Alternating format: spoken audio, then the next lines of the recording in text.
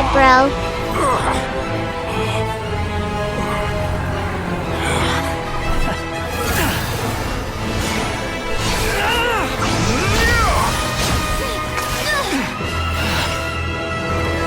You cling to outdated ideals and stand in the way of progress.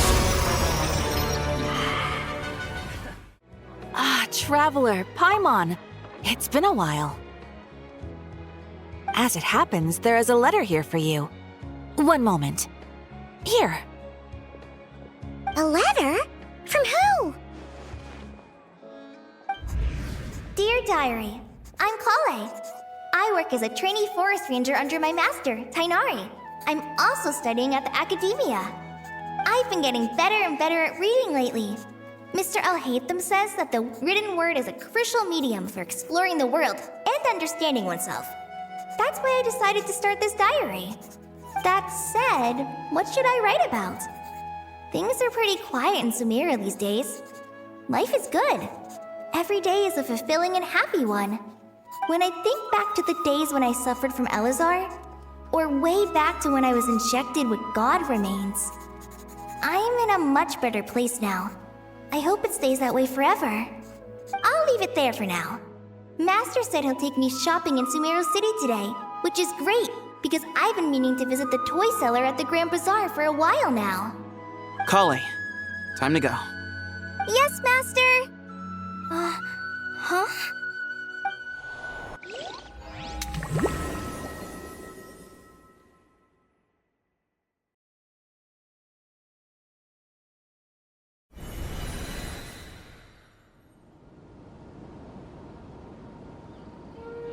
What's wrong, Kale? Is there something on my face? No, sorry. I didn't mean to stare. Did Master Tainari send you to pick me up? Master Tainari? What are you talking about? Tainari is the General Mahamatra. He's probably busy arresting criminals in Sumeru City. I mean, if that's what floats your boat, I can introduce you, but... Wait, Master Tainari is the General Mahamatra? But what about Mr. Sino? Sorry? Oh, you mean that guy who just joined the Vahumana Darshan? Rumor has it he's the leader of the Temple of Silence. If that's true, it's pretty impressive. Sounds like you've been getting to know more and more people since you joined the academia. That's great, but don't let your forest ranger duties fall by the wayside, okay? What's going on? Sethos is acting like he's my master, and Master Tainari has taken over Mr. Sino's job. Is this some kind of prank? If so, it's a weird choice of prank. But anyway, Sethos doesn't look like he's joking. What is this all about? Hey, you're zoning out again. I'm gonna buy some tools for the rangers. Why don't you stretch your legs a bit? It's been a while since you last visited the city, right? Wait! He's right. It has been a while since I last visited Sumeru City. Was it always like this? I mean, it feels familiar, yet somehow... something seems different. Is this really Sumeru City?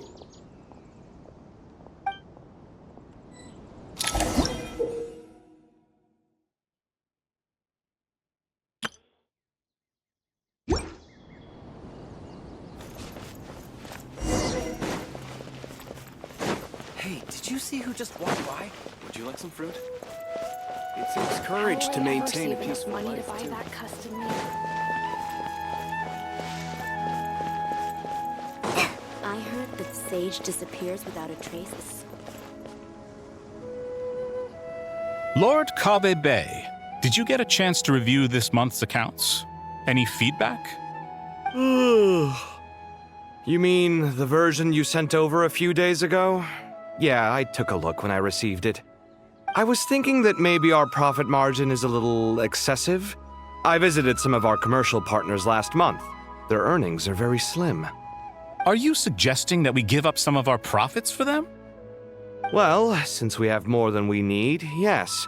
Making money for its own sake is pointless. Don't worry, I've already planned for it, and the numbers look fine. We can adjust the rates starting from next month. Also, about that designer you hired, I've had to revise his proposal 3 times now, but he just doesn't seem to... Let's cut our losses. Pay him his fee and send him on his way. I'd like you to get Layla on this instead. She was Cyrus's student, and she designed the Palace of Alcazarzare. Seems like a much safer choice. Who's sneaking around over there?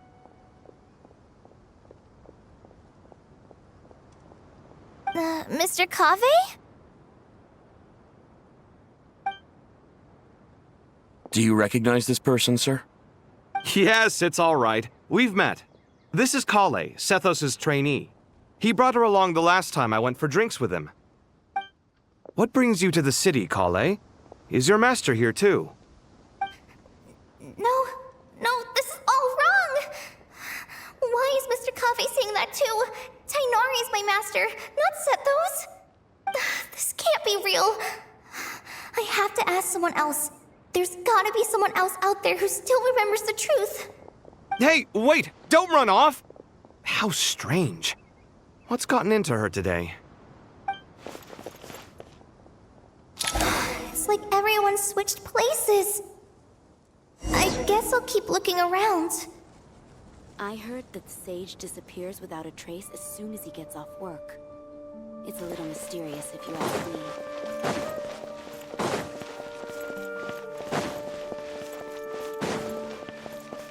Would you like... Students are under so much... Lots of visitors today, I see.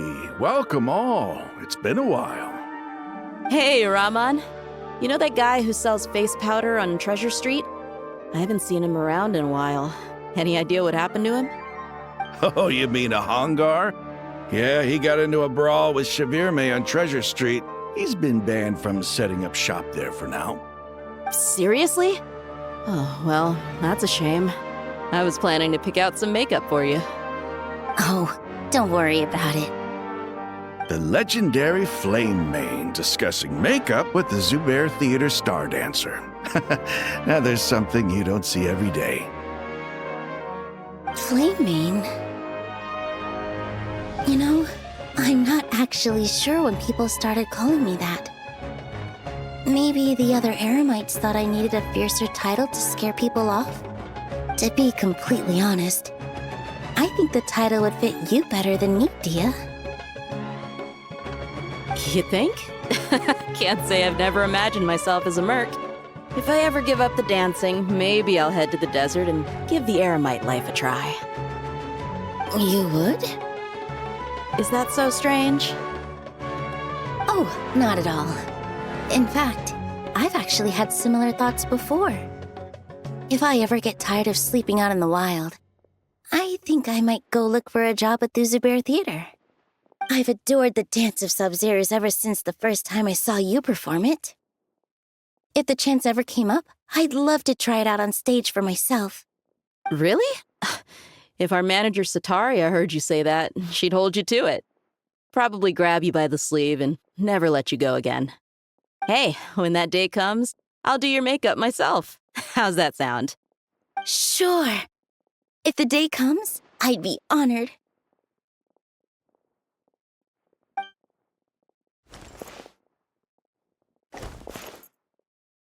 Everyone I know, everything I've ever known. Suddenly it's all a jumbled mess. The question is, who's right? Them or me? My head feels so heavy. I can't think straight.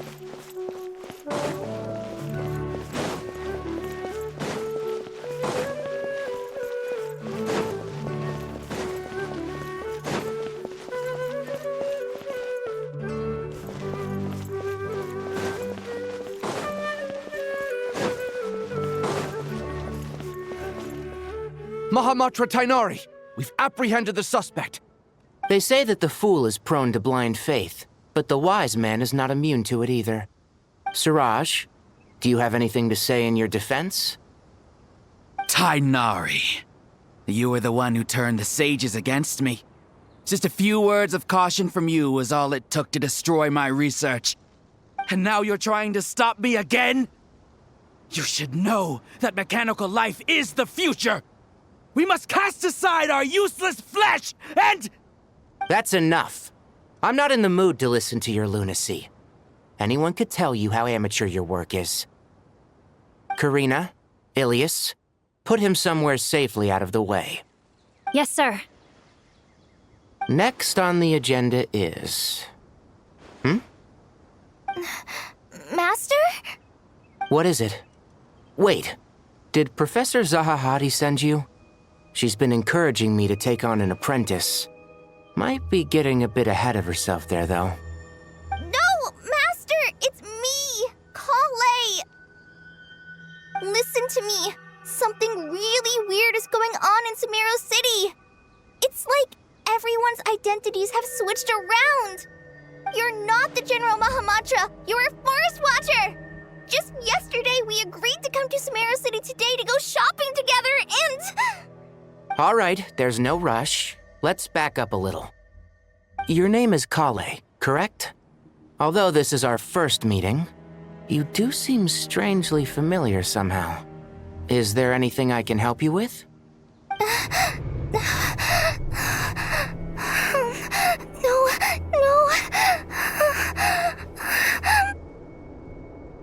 Master!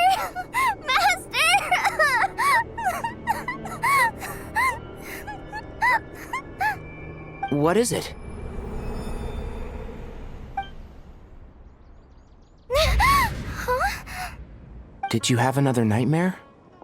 I've told you before, when you're tired, lay down on your back in bed and get some proper sleep. It's much better for you than napping on your front.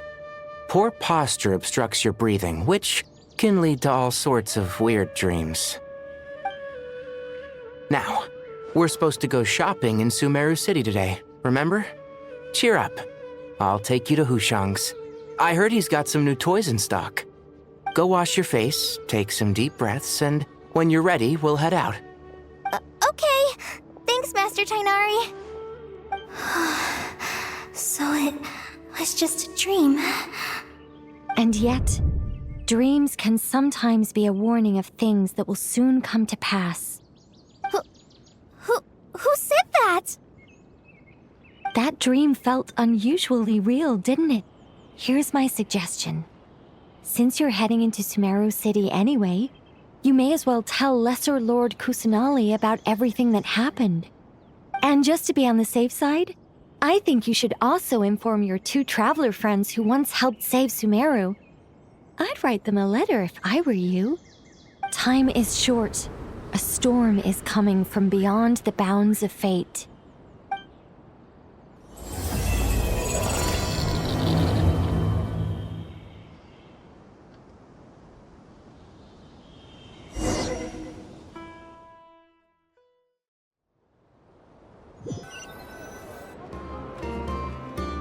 What a strange situation.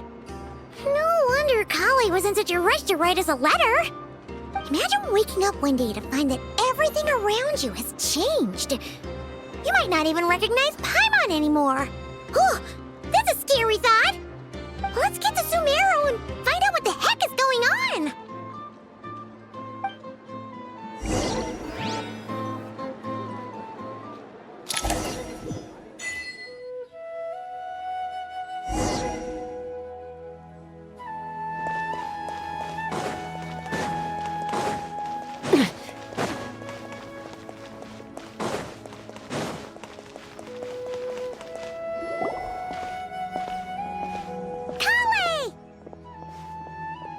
Traveler! Paimon! Thank goodness. I'm so glad you made it. Of course. We won't let anything happen to you, Kale. So, what's going on in Sumeru City? Looks like lots of people are moving or something.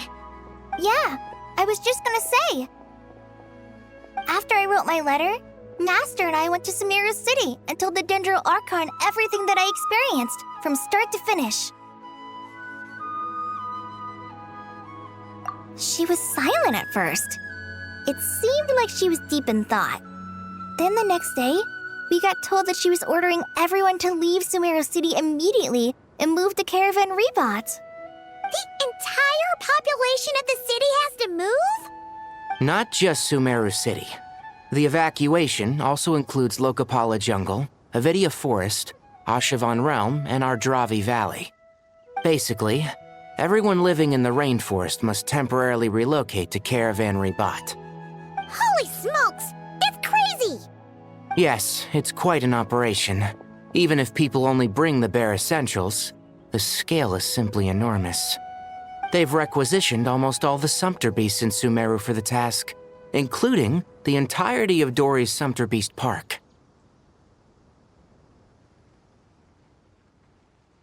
The Dendro Archon said that what Kale experienced was not a dream, but a warning. After our meeting, she immediately summoned the 6 sages to analyze the situation and discuss countermeasures. They concluded that the events seen in the dream are very likely to become a reality, and that an unknown danger is rapidly approaching. Oh, please keep that to yourself. We don't want to cause widespread panic.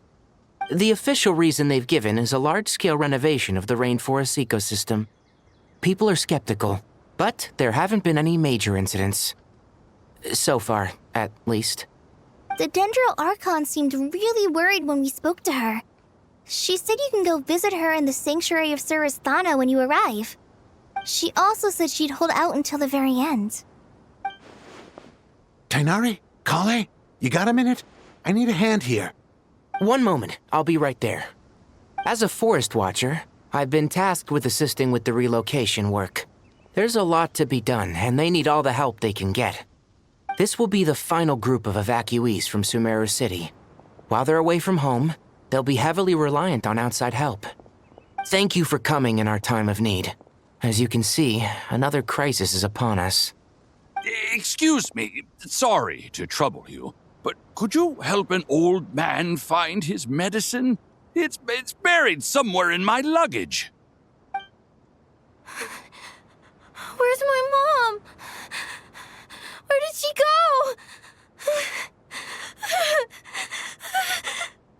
go? Don't worry. It'll be okay. Those items are worth a small fortune. Make sure you store them somewhere safe. You understand? I bet you thought you'd get away with this in the chaos, huh? Guess again. No petty thief gets past me.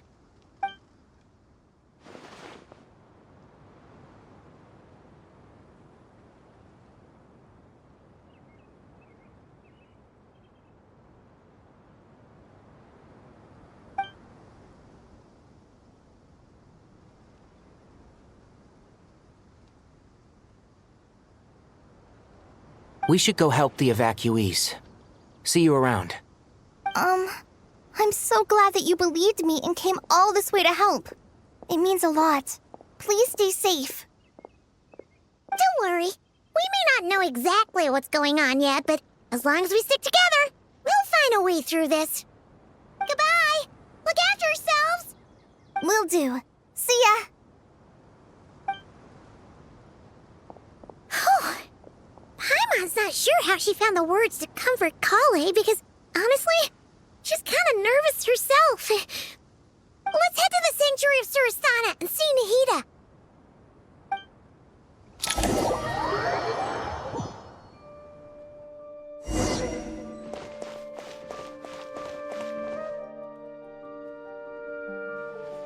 Who goes there?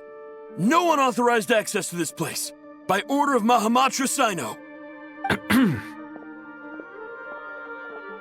Are you blind? It's the Traveler and Paimon. Surely you've seen them before. Huh? Oh, so it is. I'm sorry, I haven't been sleeping well lately. My nerves are a little frayed. The Dendro Archon is in a very vulnerable state at the moment. Mahamatra Sino is concerned that our enemies might choose this moment to strike, so he's ordered us to strengthen our defenses. Just seeing you two again already puts our minds at ease. Please, enter. I'm sure everyone's expecting you.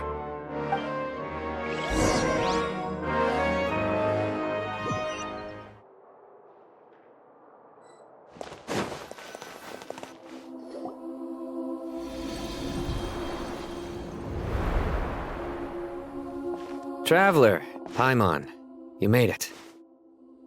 Aha! Perfect timing. Reliable helpers like you are just what we need right now. Oh, it's good to see everyone again. Kale gave us a rough idea of what's going on, but we still have a lot of questions. What kind of danger is Sumeru City in exactly? And how come everyone has to move to Caravan Rebot? At this stage, we can't be certain. We're investigating, but no definitive answers yet. I take it that Kale told you about her strange dream? Yeah.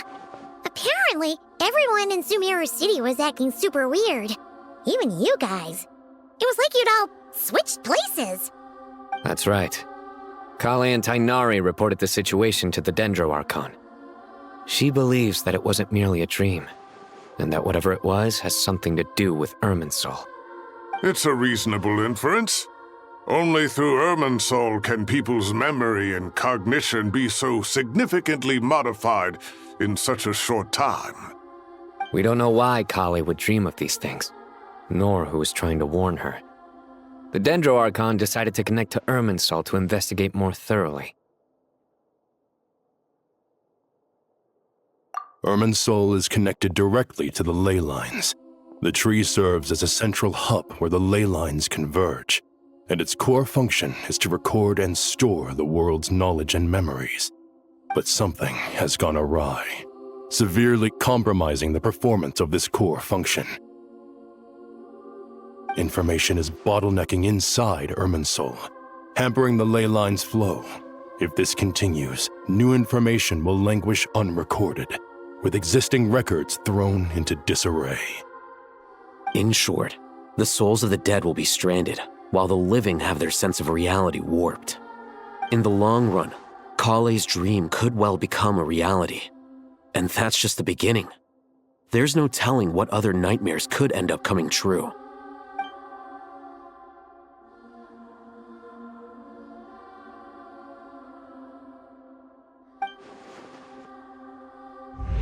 I have come this far, to use my death to open the gates of the ley lines to my people.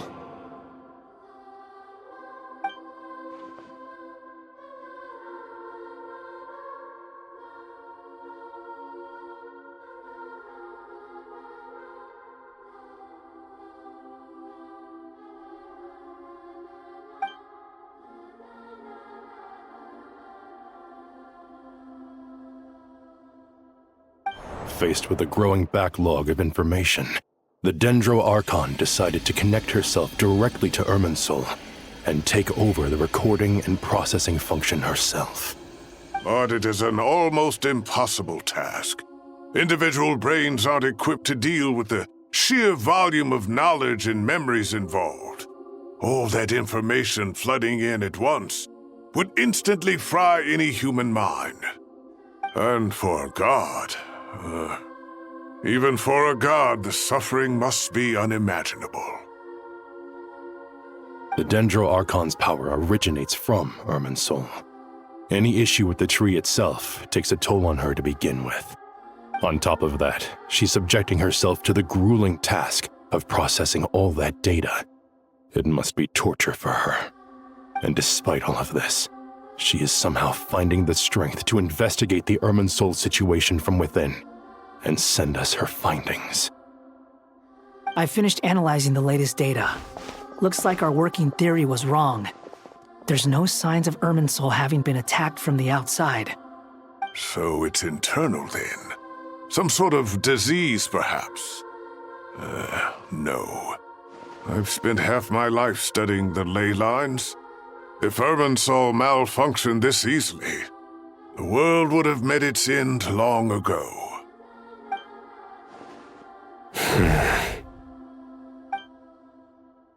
Sino? What is it?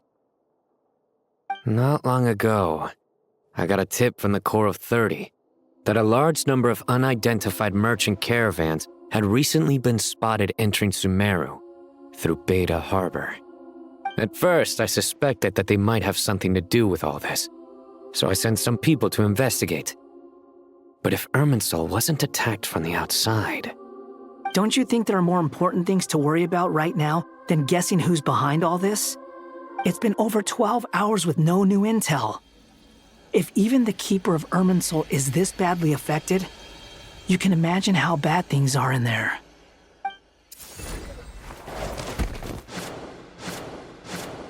Dendro Archon.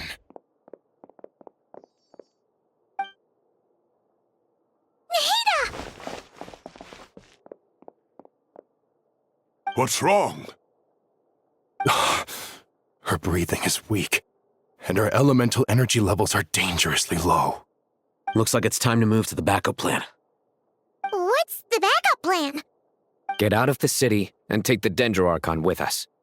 The entrance to Irminsul is directly beneath the sanctuary of Surasthana. That means this is ground zero if anything goes wrong. The Dendro Archon has a very strong connection to Irminsul. But theoretically, this connection should grow weaker with distance. Under normal circumstances, she can unleash her full power here.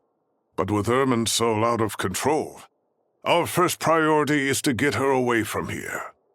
The situation is critical. There's no time to deliberate. Everyone in agreement? I'll deal with it. I'll also let the Matra and the Core of 30 know to start evacuating.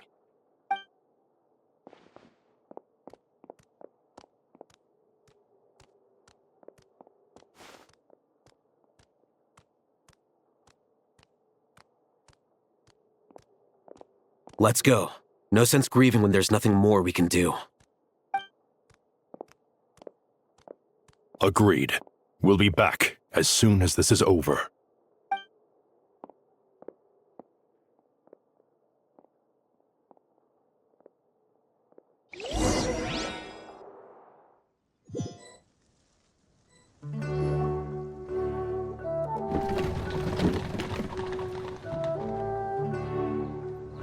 The last group of civilians has been safely evacuated. Dendro Archon's carriage will travel with them. Sino and Hat Guy will protect the convoy. With the Dendro Archon in a coma, we've lost our means of investigating the situation. And with Irminsul still deteriorating, we have no choice but to evacuate Sumeru City. Feels as though we're being pushed along by an invisible hand. Stop moaning, Cyrus. We're the teachers here. We should be showing a little more confidence, don't you think? A wise judgment. Let's move out to Caravan Rebot.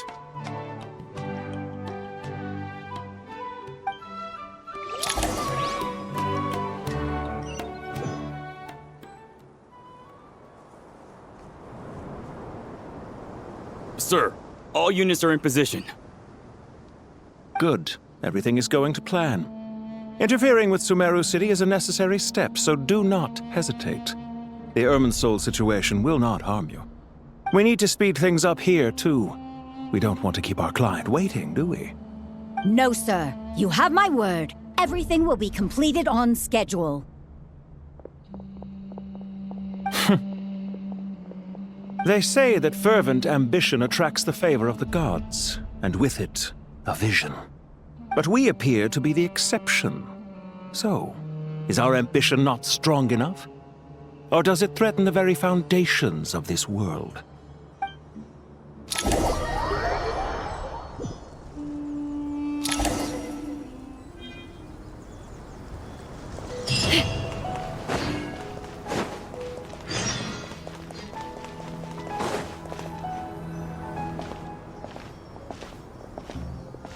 How is the Dendro Archon?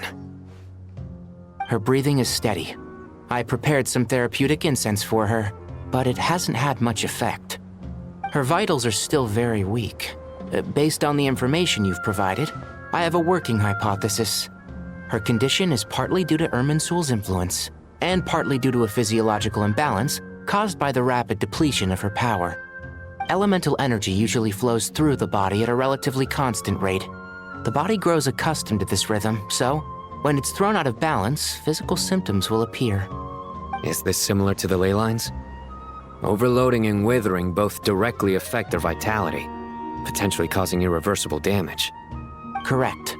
From a biological perspective, if you overexert yourself, you pay the price with your life. The Dendro Archon is not only drained of power, but her life force is at a critically low level. Is there any way to restore her health? I know the ley lines have strong self-healing abilities. As long as any blockages or pollutions are dealt with, they can quickly regain their vitality. But what about people? Well, gods. What's their capacity for self-healing? Before we think about that, there's a bigger predicament to resolve. Restoring the Dendro Archon's power requires us to heal Irminsul first. But that will be extremely difficult without the Dendro Archon's power. Paimon's already getting lost here.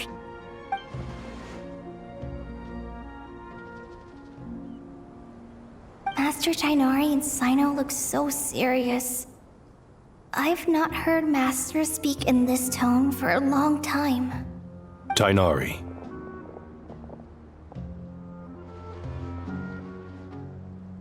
Master Nephis, sages. Tighnari, haven't seen you in ages. Have you gotten taller? Or did your ears get longer? Hopefully the former, Uncle Baladori. Sino, where's Professor Cyrus? I thought he'd be with you. He went out into the wild to investigate the situation. He said that the Irminsul anomaly will likely start to affect the real world soon. He shouldn't be trotting around alone at his age. Which way did he go? I'll look for him later. Would someone mind introducing us? Ah yes, of course. Allow me to do the honors. I'm sure we're all familiar with the Traveler and Paimon. They're the heroes who helped foil Azar's conspiracy and save Sumeru. These gentlemen and I are the 6 current sages of the Academia. Balduri and I are part of the Old Guard, while the other 4 took office after Azar and his clique fell from power. We have Sage Alkindi of the Spontamad Darshan, Sage Farnas of Kasharawar, Rataoist Sage Shakir, and finally Haravatat Sage Rusht. Nice to meet you all!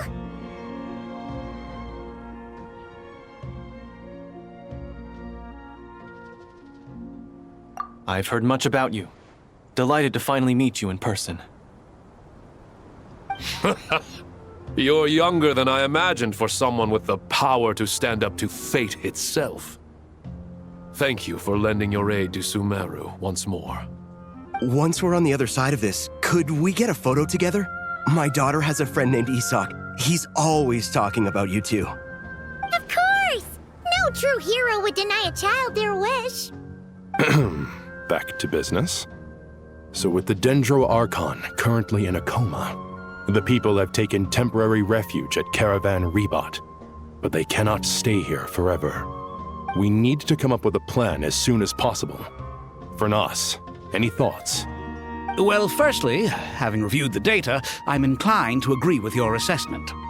This doesn't look like an attack on Irminsul from the outside. Rather, it resembles a malfunctioning machine. Calculations going haywire and sparks flying. That being said, before we consider how to fix it, we need to understand precisely what has gone wrong. Furthermore, we somehow need to ascertain this without relying on the Dendro Archon's power. We have no direct access to Irminsul.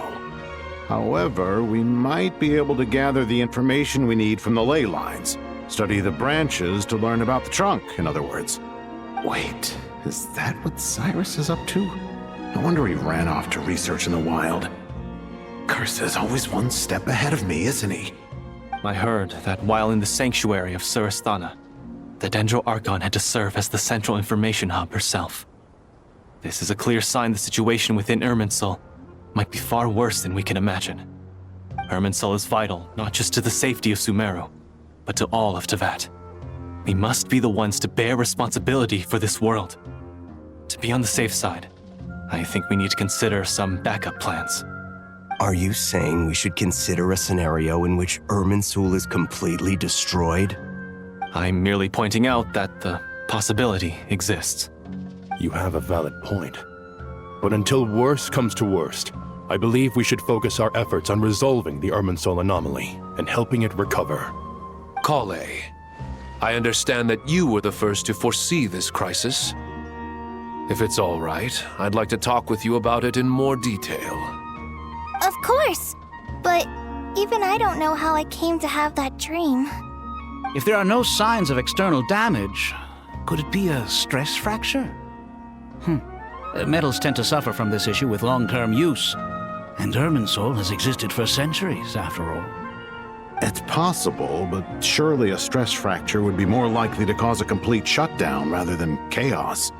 Sages, General Mahamatra, sorry to interrupt, but something has come up. What happened? Some citizens didn't believe that Sumeru City was really in any danger. They slipped away and hid during the relocation, intending to return home. How many people are we talking? About a dozen. Sakura found them while on patrol, but they appeared to be suffering from psychosis. For whatever reason, they were trying to kill each other. By the time we arrived, there were only 2 survivors. One was unconscious from their injuries. The other tried to attack us, but was subdued. Where did this happen? Near Yasna Monument. That's not far from Caravan Rebot. Master. I know. The Irminsul anomaly is beginning to have effects in the world. I didn't expect it to spread to Yasna Monument so soon. It almost feels like we're being chased relentlessly, with no time to catch our breath. Sir Cyrus said the same thing. He sent me back to report in, while he continues investigating. I'll go join him.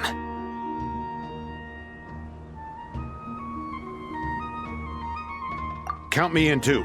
Don't let my age fool you, I can still fend for myself. Very well. Meanwhile, the rest of us will continue discussing our next steps.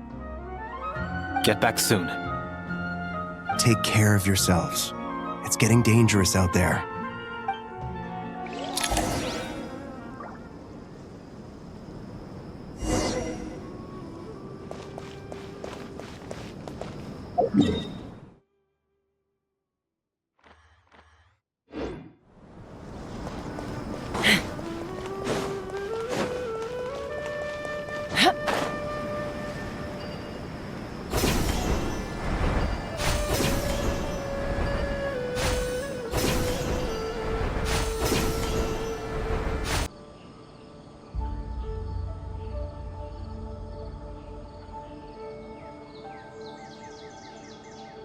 Please, don't go any further.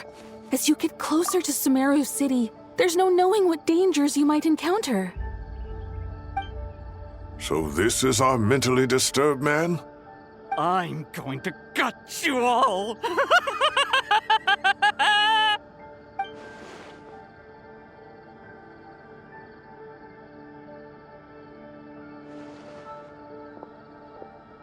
Cyrus, you didn't even bring a single guard? Do you think you're some sort of warrior? It's fine. Come here and look at this. Oh, it's... That's right. I don't... Did you discover it nearby? Not just here. Way over there, too. How did you ascertain the situation further ahead? Didn't you just say that we can't go beyond this point? Yes. This area is relatively safe so far, but if you continue forward, delusions will start afflicting your mind. However, some vision-bearing mercenaries were able to maintain their sanity a little better. They're the ones who brought back news from further afield. Sino, do you remember the class I taught on dissecting leyline blossoms? I do, Professor. I received full marks in that course. Good. After all these years, it's time to put that knowledge into practice. There must be anomalous information hidden within these blossoms. Alkindi, I'll need your help as well. Been a while since we worked on a project together, hasn't it? Sure has. Well, what are we waiting for? Let's get to work. Anything we can do to help?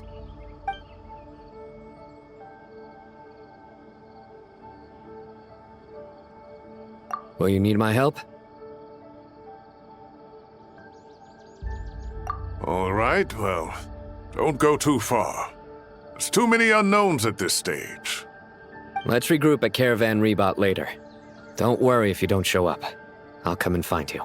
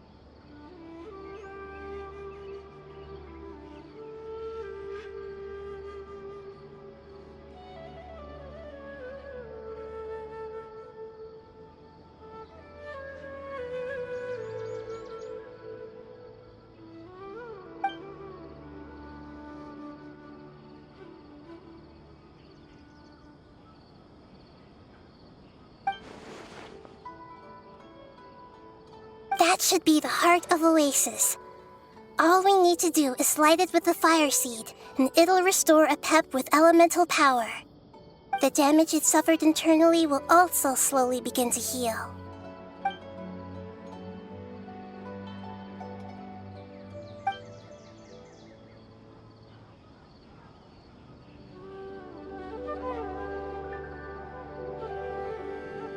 What is it? You thought of something? Really? Then let's get back and tell the others!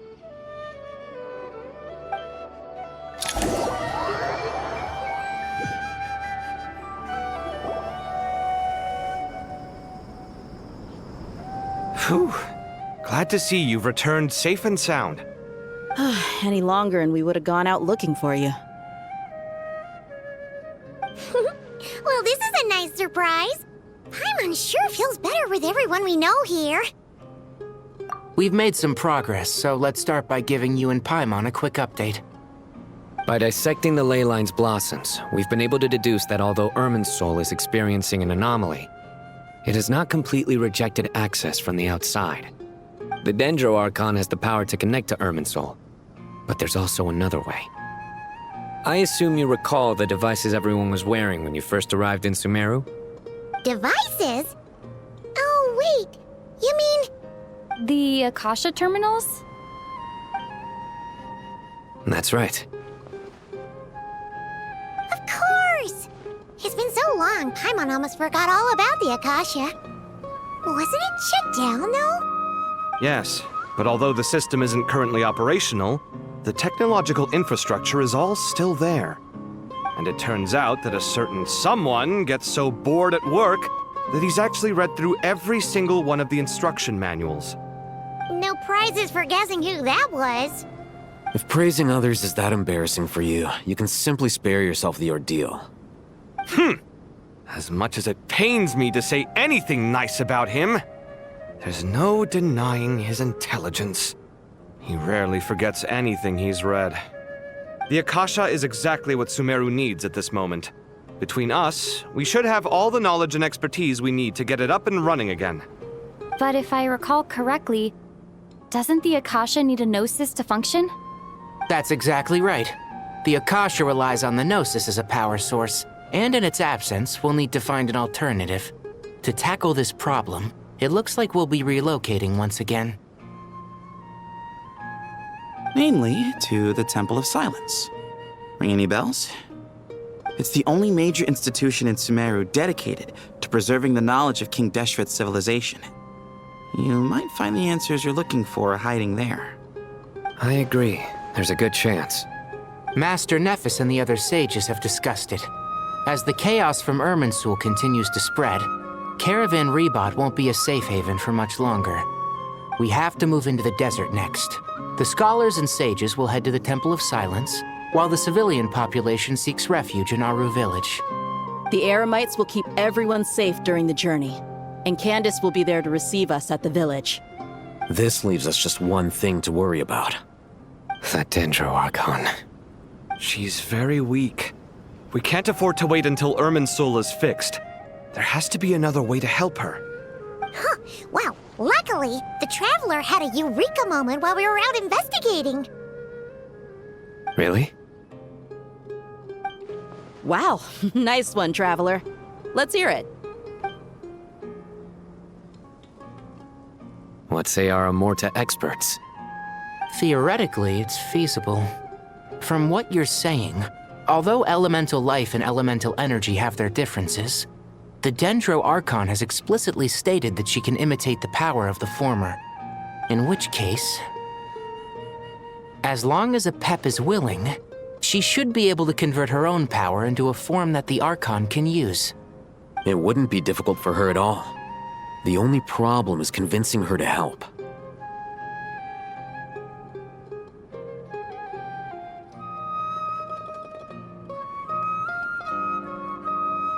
Yeah! Even though she wasn't exactly friendly the last time we met, she didn't refuse to talk with us. When she realizes the danger that Nahida is in, surely she won't turn a blind eye to it. Well, hopefully not. Either way, we're not exactly spoiled for choice here. Hey, it's better than having no options at all. I agree. Without Irminsul's aid, the legendary Dendro Dragon Apep may well be the only living thing in Sumeru who can help our Archon recover her power. There's no time to lose. I'll bring this proposal to Master right away. If he and the other sages agree, we'll split into 3 teams. The academics will go to the Temple of Silence to look for a solution to the Akasha problem. The Eremites will escort the civilians safely to Aru Village, and the Traveler and Paimon will take the Dendro Archon to see Apep. There's still a long road ahead, and no knowing if we'll make it. But at least we have a direction now. I'll take it over floundering around in confusion. If there are no objections, then let's proceed. But before we adjourn, I would like to leave you all with some parting words. No matter the distance between us, there will always be an invisible force tying us together. May the bonds forged in the past shine bright like stars and open a new path before our feet. Huh. Is that from King of Invocations? No. This one's from King of Invocations, the sequel. What's the difference? The sequel's much cooler. Couldn't agree more. Well, it was very apropos. Once this is all over, I'll give everyone a copy of King of Invocations and the sequel to show my gratitude. Come on, let's get moving.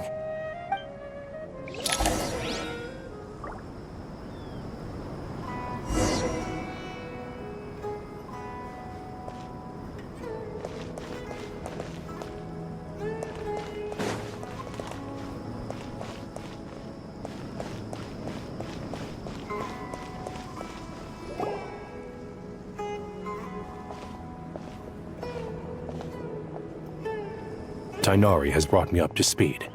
I approve of your plan of action, but we can't proceed with everything right away. The people need to rest. For many of them, this will be their first time in the desert, so we'll need to find additional personnel to help escort them. You two, please go on ahead with the Dendro Archon. Let's rendezvous at the Temple of Silence later. No problem. We got this. Words can't express my gratitude, so let me just say, I hope everything goes smoothly for all of us. Goodbye for now. All right, let's get going. If Paimon remembers correctly, the last time we saw Apep was in... Traveler, Paimon. Could I borrow you guys for a moment? It'll only take a second. Kale, what's the matter? Well, the thing is, Master Tighnari once told me, after you raise a problem, you should think about how to resolve it. But ever since I had that dream, I feel like I haven't been of any help at all. I tried my best to keep up with the conversation, but there was so much new information, I couldn't take it all in.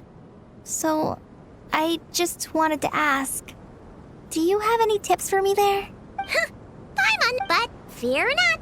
Everything you need to know is right here in Paimon's notes. Sumeru chapter. It's got tons of info about all the things we've seen and heard on our adventures. So Words are a little simplified, but hopefully it all makes sense. You see? Being the greatest guide in Tibet isn't just a fancy title. It takes a lot of hard work.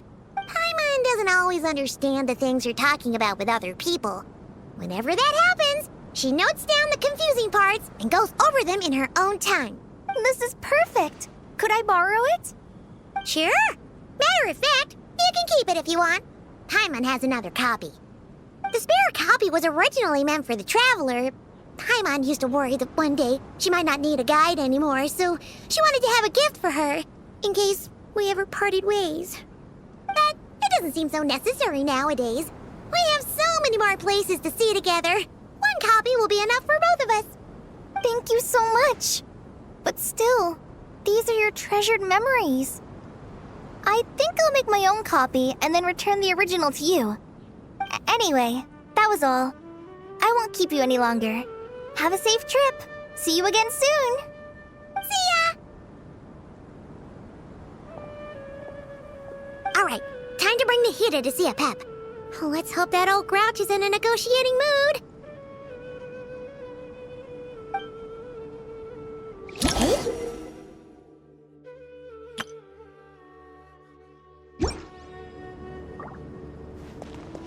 Actually, never mind. In a Pep size, Nervalet's probably one of those dragons who's grown too close to humankind. They might end up fighting for all we know.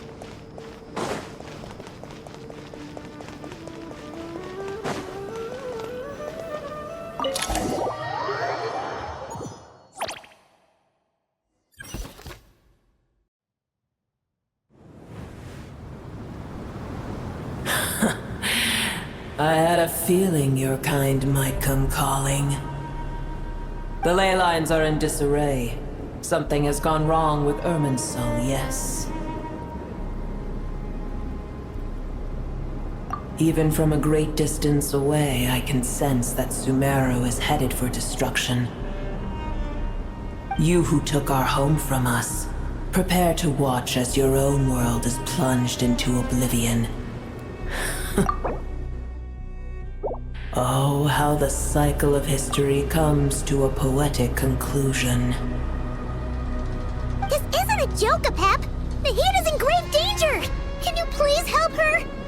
Is she now? Then do explain. For what reason should I lend Boer my assistance? Be not mistaken. The fate of Sumeru is of no concern to me. I am neither the god of this land nor its guardian. I may have given my tacit agreement as your kind built homes here and multiplied for generation upon generation. But that does not mean that I bear any responsibility for Sumeru. Tiny Boer, puny humans. In my eyes, all of you are but intruders who followed in the wake of the heavenly principles. I am not obliged to be your savior. The age of the dragons ended long ago, and the world that replaced it is under the dominion of the heavenly principles. In choosing not to side with your enemies when the heavenly principles' rules began to relax, I have been merciful enough. Do not forget that I have no love for this world you hold so dear. Be not mistaken. The fate of Sumeru is of no concern to me. I am neither the god of this land nor its guardian. I may have given my tacit agreement as your kind built homes here and multiplied for generation upon generation. But that does not mean that I bear any responsibility for Sumeru. Tiny Boer, puny humans. In my eyes, all of you are but intruders who followed in the wake of the heavenly principles. I am not obliged to be your savior.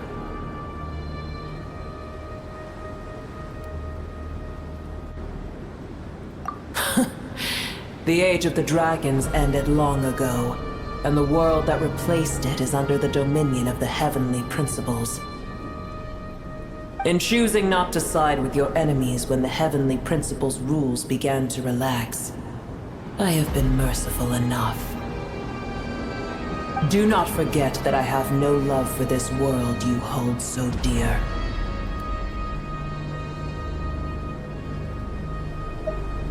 Apep, if you truly despise gods and humans so much, well, after the great humiliation of being helped by a god in the past, shouldn't you be jumping at this chance to balance the scales? Now that is a compelling reason. When El Ahmar plotted against me and I was tortured by forbidden knowledge, it was Buer who saved me from agony. And though I regard with shame the pity of my enemies, to receive aid without repaying it would likewise tarnish a dragon's dignity. Oh, tiny Buer, puny humans. Just this once I shall deign to show you the true power of dragonkind. Whoa! It's happening again! We're gonna get sucked in!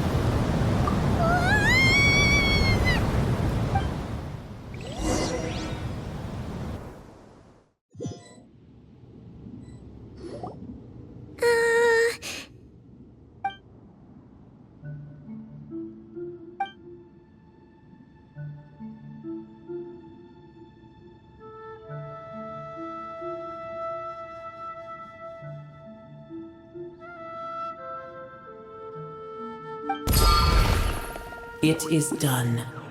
The heart of Oasis is supplying her with life force as we speak. It shall not be long before she recovers. But I should warn you. Buer's existence is closely intertwined with Irminsul.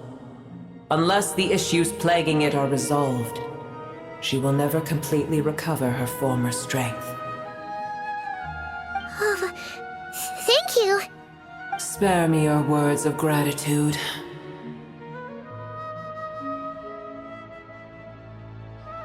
You may also spare me your feigned concern.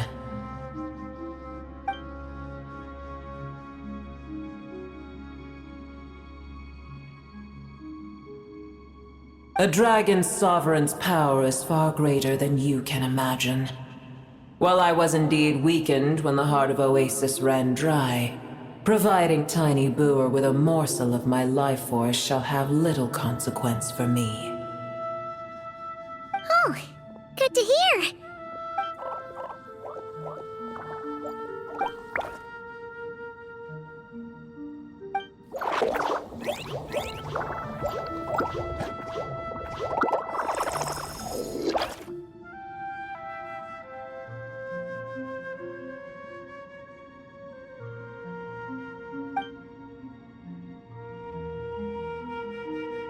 Ever held in high favor, I see. Oh, well, you know. The compliment was sincere. Simply accept it.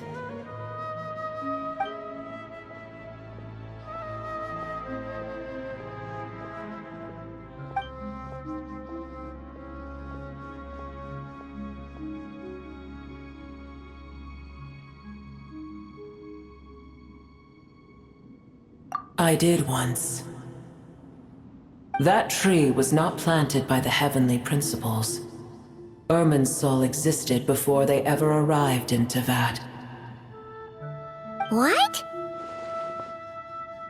There was a time when it belonged to Tevat, to dragonkind.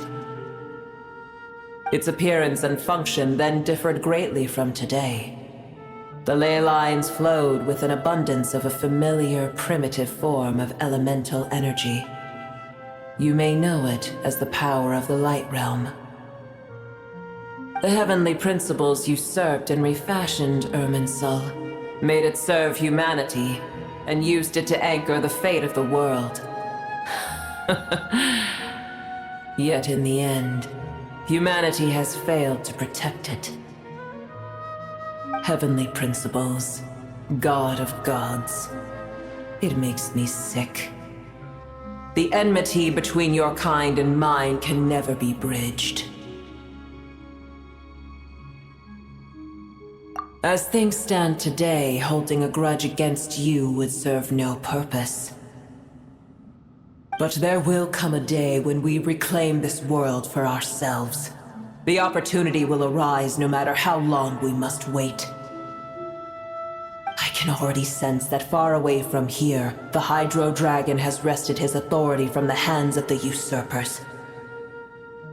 Though we have yet to meet, I know that we are both preparing for our revenge day and night. Uh-huh.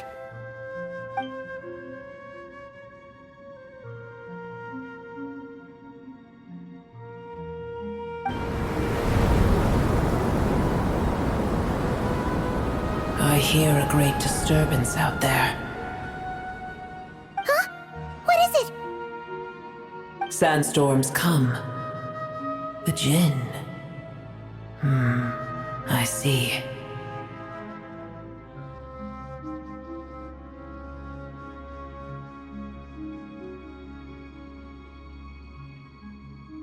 Another calamity approaches. You both seem restless.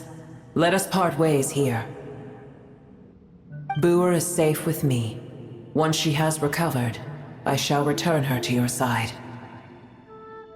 Oh, thanks again. Take care, all right?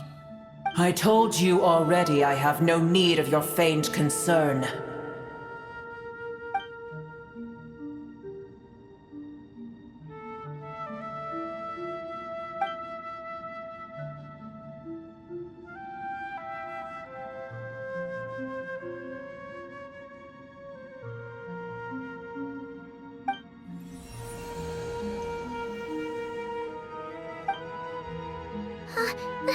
Nahida?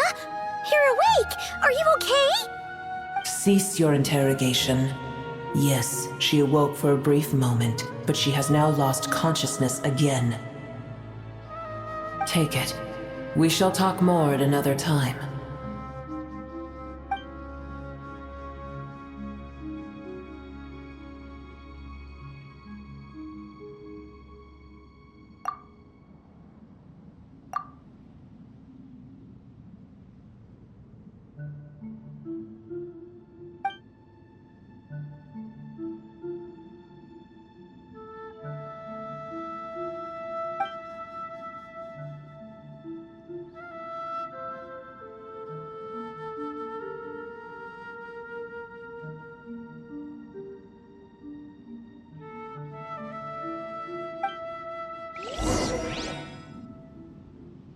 Where the heck are we?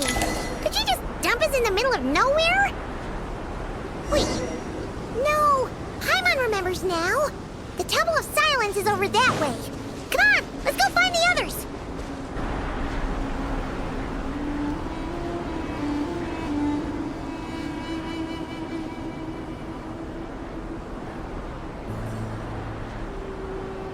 There's no need for everyone to stay here. I'll protect the sages. The rest of you, return to Aru village. Yes, Mahamatra Sino.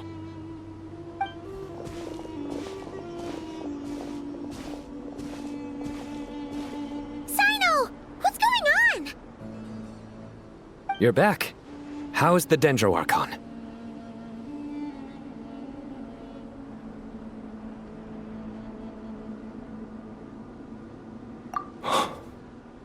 What a relief.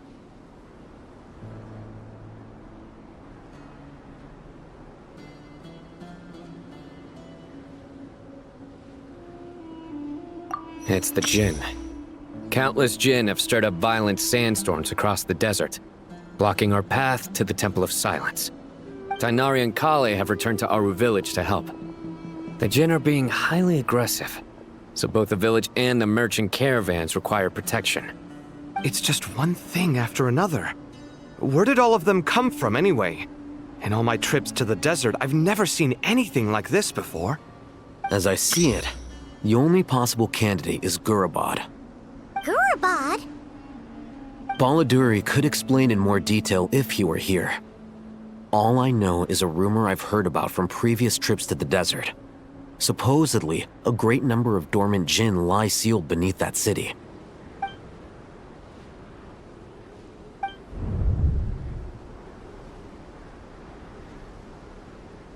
Gorobod is, for me, a fated land. I must therefore return back to this city, where my destiny awaits me still. My master, I am sorry that I couldn't stay by your side for long, and that I could not have more time to get familiar with you. Lilipar.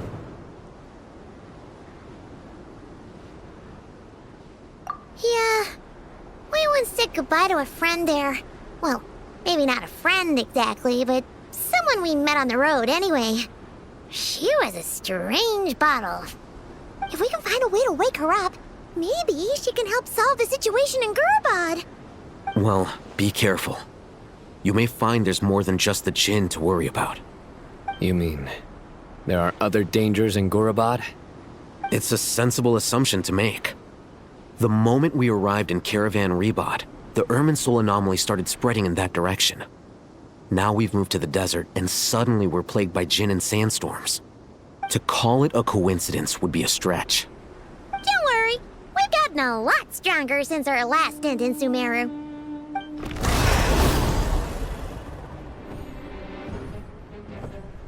Ah! When did they show up? It appears the monsters native to the desert have been stirred by the Jinn's activity.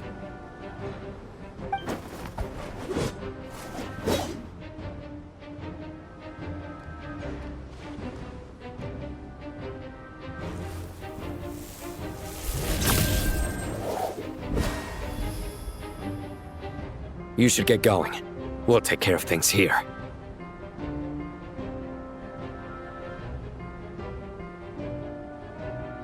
You too. Don't do anything too risky. You got it?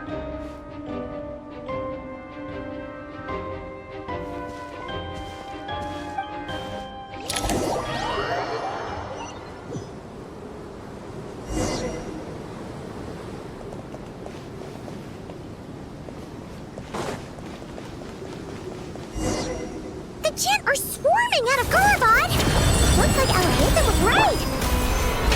Let's get inside and see what's going on!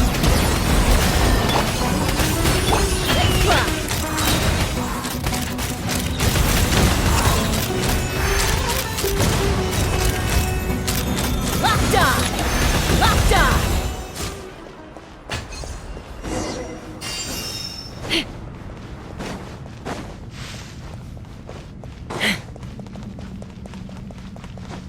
They just keep coming!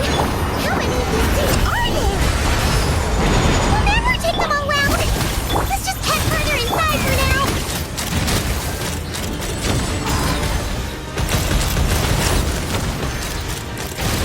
Locked on! Hold on to your hats.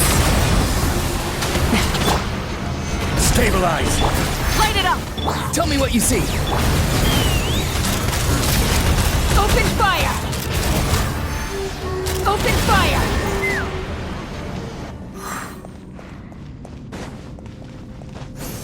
Target spotted! All units at the ready! Fight. The Fatui! They must be using this place as a stronghold! Are they the ones behind all this?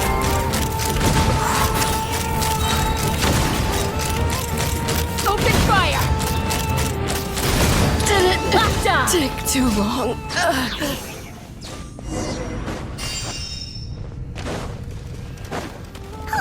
Fighting Jin with one hand and Fatui with the other? This is pure chaos!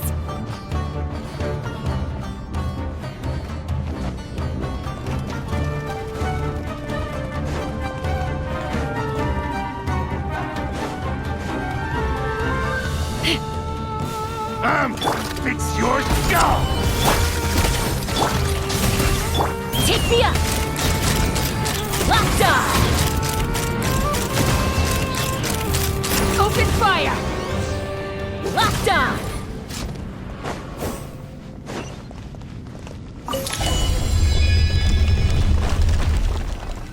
You see that strange machine? Paimon has a sneaking suspicion that that's the thing wrecking Gurabad and setting all those dangerous Jinn free! The target has reached the core zone. Requesting backup. Repeat, requesting backup. Backup en route! Stop her at all costs!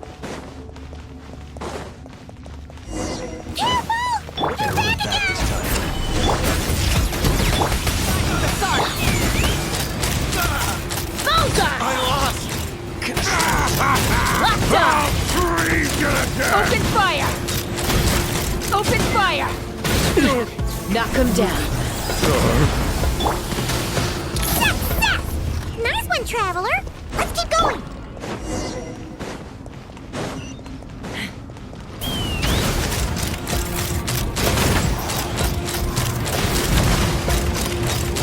Done! Bullseye! Open fire! Backup is here! I will have order! Stabilize! Not too far now. Go! You're free now! Bullseye! Locked on! Locked on! Open fire! Hold on to your hats. Solidify! Be free! Fly! Bullseye! Bullseye! Open fire! Fire in the hole!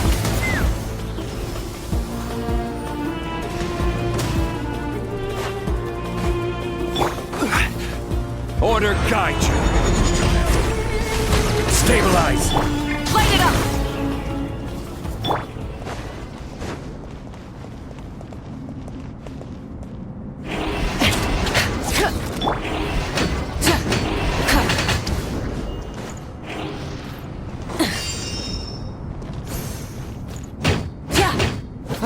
This hundred gen's gone kaput!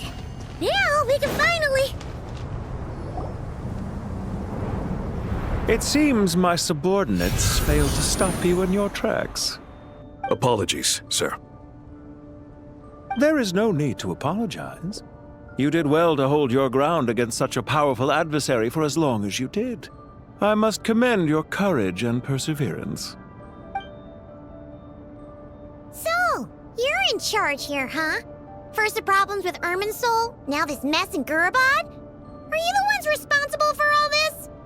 I'm afraid I cannot answer that. I assume you aren't naive enough to expect answers from an enemy.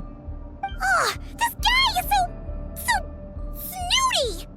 However you want to spin it, you're clearly involved in this somehow. So you can either start talking, or we'll have to make you talk. Let's get him! Traveler, what's wrong?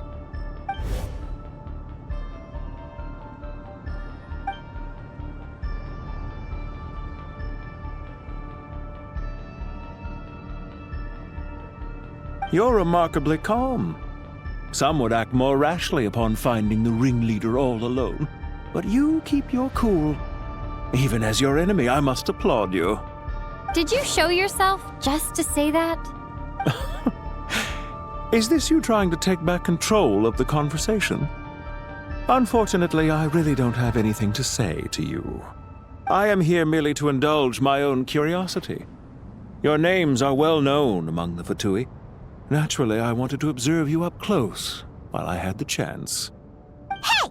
Don't treat us like we're some kind of exotic animals in a zoo! Oh, I wouldn't dream of it. You seem rather predisposed to misunderstand me. I'm quite aware that you are both heroes of great renown. You have resolved crises in many nations and won countless allies along the way. I've been following your adventures with great admiration. My only regret is that the trajectory of your journey conflicts with our goals. What do you mean, admiration? Sorry, but that sounds pretty weird coming from you. I don't see why. We may happen to occupy opposing sides, but there is no cause for deep-seated enmity between us. To respect one's enemy is to respect oneself. Well, now that you're observing us up close, what do you see? I've observed as keenly as I can. Yet, while I endeavor to understand, your true strength remains a mystery to me. Violence is not my area of expertise either, so, you see, I would much rather converse with you like this than determine a victor with the edge of a blade. Besides, I've heard that even 3 moons in the sky fail to eclipse your brilliance. I know better than to bite off more than I can chew. 3 moons? So, you have a connection with the Harbinger, the Doctor. Well deduced. Our commander, Dottore, died in Nodcry, but there are things that do not end with his departure. We must... Look at me. I almost divulged more than I should have. What are you after? Revenge for Dottore? Or are you plotting something else? I've said quite enough, I believe. There's no point in continuing this conversation, except to say, I've noticed that you seem to know your way around here quite well. A repeated visitor to Gurabad, are we? Ugh. I'll take that as a yes. Then I'm sure you'll have heard the story of this place. The mother of the Jinn, Lilupar, and the tragic tale of her vengeance that spanned 3 generations. It was right here that Lilupar once helped the wise to ascend to the throne. But from that moment on, every king who sat upon it was corrupted by power. These degenerate rulers lost control over their nation, and with it, the right to occupy that exalted seat. What are you trying to say? I once admired you for your adventures. That is the earnest truth. But it appears to me that your journey serves ultimately to uphold the rules of this world. Are these rules truly just? Does the heavenly principles rule with wisdom or folly? And how can we be sure that the 7 who wield authority over the world will not be corrupted? Do you seriously think you're gonna convince us of anything? Convince you? I'm sure my commander already tried that. Why would I waste my breath doing the same? If a few words from a stranger were enough to make someone completely change their stance, it would only prove that they never had a firm will to begin with. I am merely stating my position, so that we might understand each other better. One's enemy in the present may not necessarily be an enemy for life. As for what game I'm playing here, I'm simply buying some time. But now I must bid you farewell. It was a wise decision not to attack me immediately. Since you did not fall for my ambush, I will now have to ask those in hiding to reveal themselves. Leave this to us, sir. Very well. I trust you to do what is necessary. Stall her while I execute the next step of the plan. Sumeru City, Irminsul. Hey! Stop right there! Don't you dare leave without explaining yourself! All units, stop them! Protect the commander!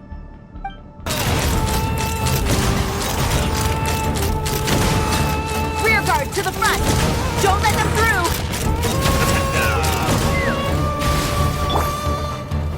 Wrath from the sky!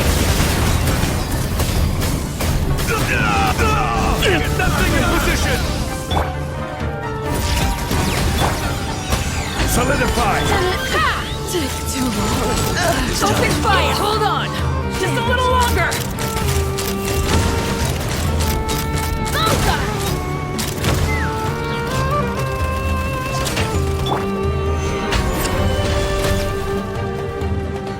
Pyroclastic surge!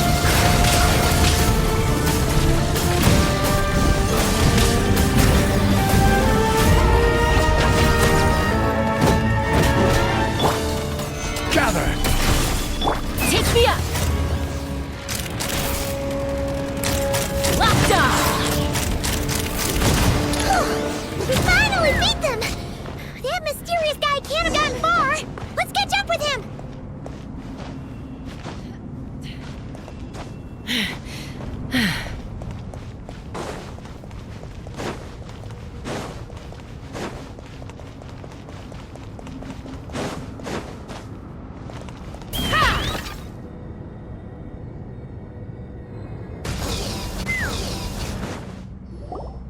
Found him! Over here! You're very persistent. Hey, you! Stop running and explain yourself! What are you trying to...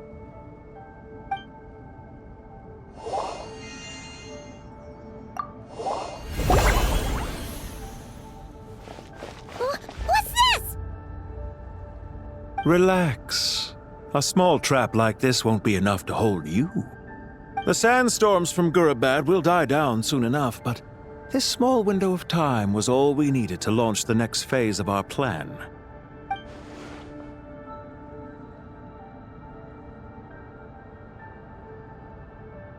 Don't be discouraged. I knew that someone would come here eventually, so I planned ahead. Where to chat with you, which door to exit from, even which mechanism to wait by for you. I thought through every detail. You, meanwhile, know nothing of who I am. So far, you've only heard my voice, and for all you know, it may not even be real. But not to worry. This is only our first meeting. It shan't be our last. Just answer me one last question. Why do you continue to follow Dottore? He has conducted countless cruel experiments, even on his subordinates. Follow isn't quite the right word. Let's just say even those you see as villains have their friends, even if they aren't the most sincere of friendships. When any set of rules is established, there will be those who benefit and those who lose out. People will do anything to justify what they have gained or escape from the hardship imposed upon them. Neither he nor I are tolerated by the rules of this world. We were both searching for a new order. Our ideas of the final form that should take may have differed, but our journeys took a shared path. Goodbye, Traveler and Paimon. I wish you a timely escape, albeit not too soon. I will need a little more time to prepare, after all. Hey! Come back! Wait, this dark wall. We've seen these on our adventures before. It swallows people up! Oh, I'm sorry. She shouldn't have jumped the gun!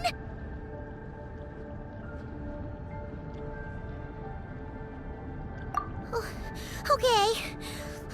He may have fooled us this time, but we'll get him back!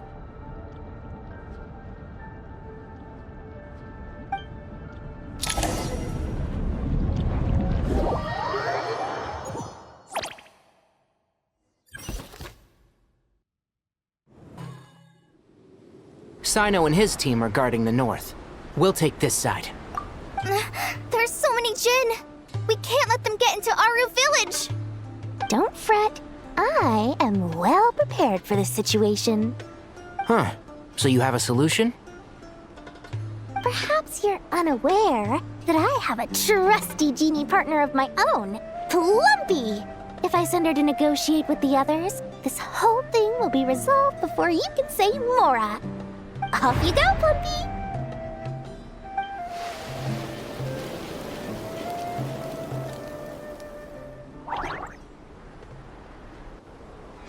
Come on, what's the holdup?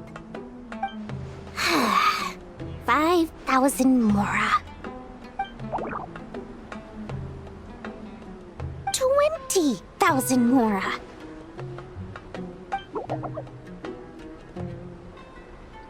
100,000 Mora. Final offer. Ah, so she's a hired partner.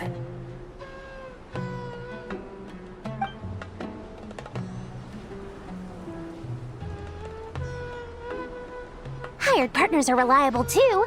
Plumpy here is a highly skilled negotiator. You'll see. Just a few words from her and...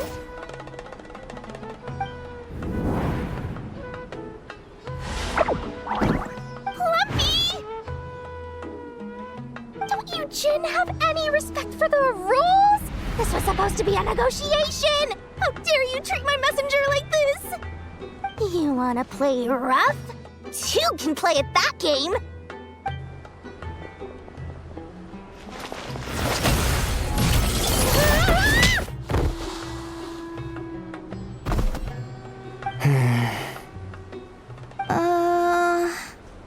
Looks like it's up to us now.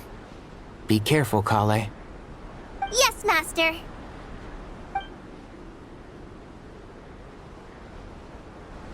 What happened? How did I pass out? Never mind. Plumpy, it's time for revenge. You know, this reminds me of when you first arrived in Avidia Forest. You were trying to help a child retrieve a lost toy when you stumbled upon Spino Crocodile territory by mistake. Yeah, I remember. Our first time fighting side by side. Fighting side by side? I seem to recall swooping in to rescue you with a team of forest rangers. Please stop. You're everything. And Shroud.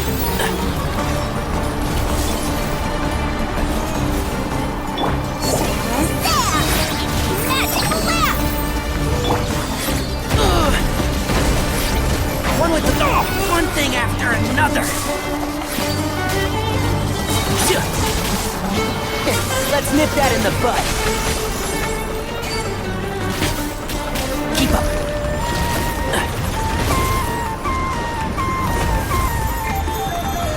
And Shroud.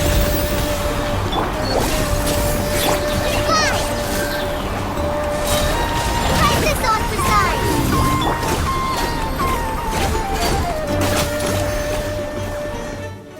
There's too many of them!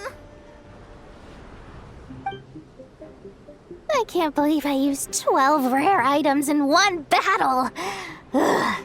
I shudder to think how this is going to affect this month's accounts. The sight of that glaring deficit might be more than my poor heart can take. Tainari, how's the situation on your end? We held the line, though it was a close call. But it looks like they're preparing for another attack. Has something happened? They've breached our defenses in the south. The Jinn are pouring in. We're moving the villagers to the north as we speak. We're hemmed in. This is getting precarious. Our margin for error just got a lot smaller. That's why we wanted to confirm your status. We need to consider our next move carefully. Bad news! Another line of defense has been breached. Kale, go with them and assess the situation. Dory and I will hold the line here. But Master! Even with 3 of us, we barely managed to. This is not a discussion, Kale. Don't worry about us. She clearly still has plenty of tricks left up her sleeve. Wait, you can't pin all your hopes on me? Oh, great. I've almost run out of the things I brought with me, and the rest is back at the caravan. I should be able to hold out for a little longer, but still... Master! Need any help? Huh? What is it, Kale? If things continue like this, it won't be long before Aru village is overrun by Jinn, and the sandstorms are sure to follow in their wake. I do have a plan, but I can't guarantee it will work. I don't care. Whoever you are, please just help us. The only one who can help is you. I am merely here to guide you along the correct path.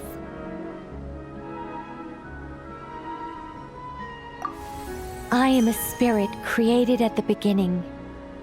I am a flickering illusion. I am the shimmering light that flows from the eyes of the Creator. What do you mean?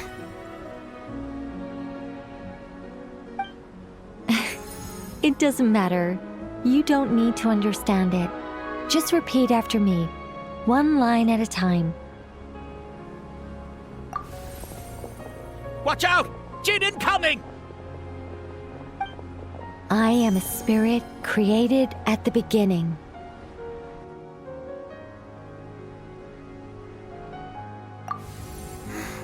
Here goes nothing. I am a spirit created at the beginning.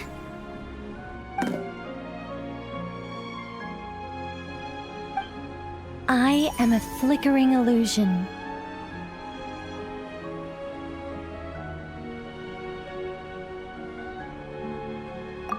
I am a flickering illusion.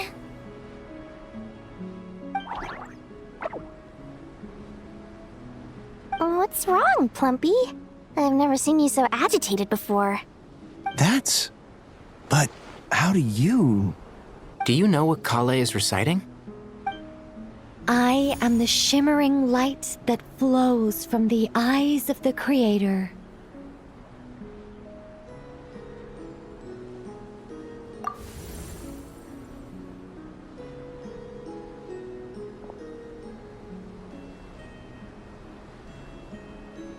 am the shimmering light that flows from the eyes of the Creator!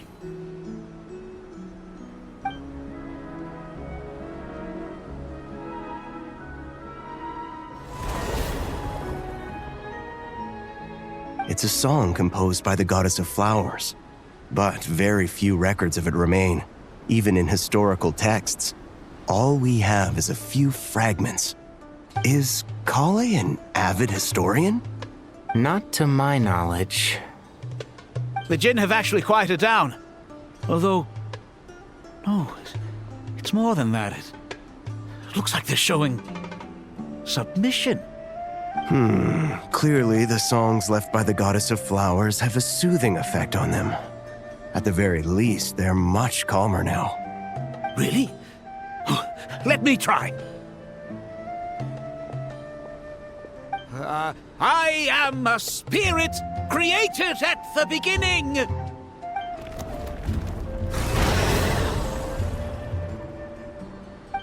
Don't stay away. I'll stop. I'll stop. It seems like the song only works when Kale recites it. But why?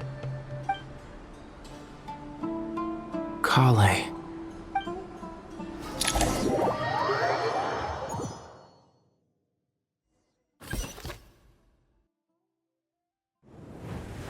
Yeah!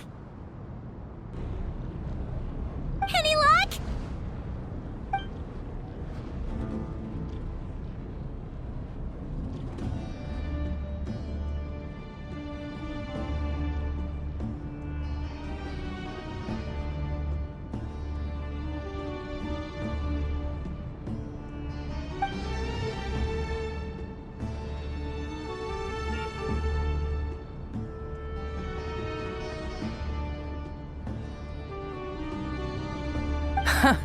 When I heard that loud rumbling in the distance, I thought the shifting sands had bust open the gates to some ancient treasure vault.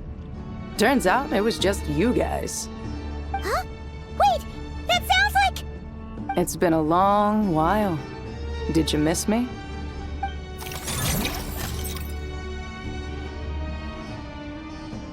Jet! Ben! Let's save the catching up for later. First, I gotta get you guys out of there. This should be the right mechanism. Ben, can you handle it?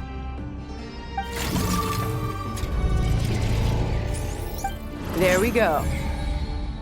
Come on, let's leave this place.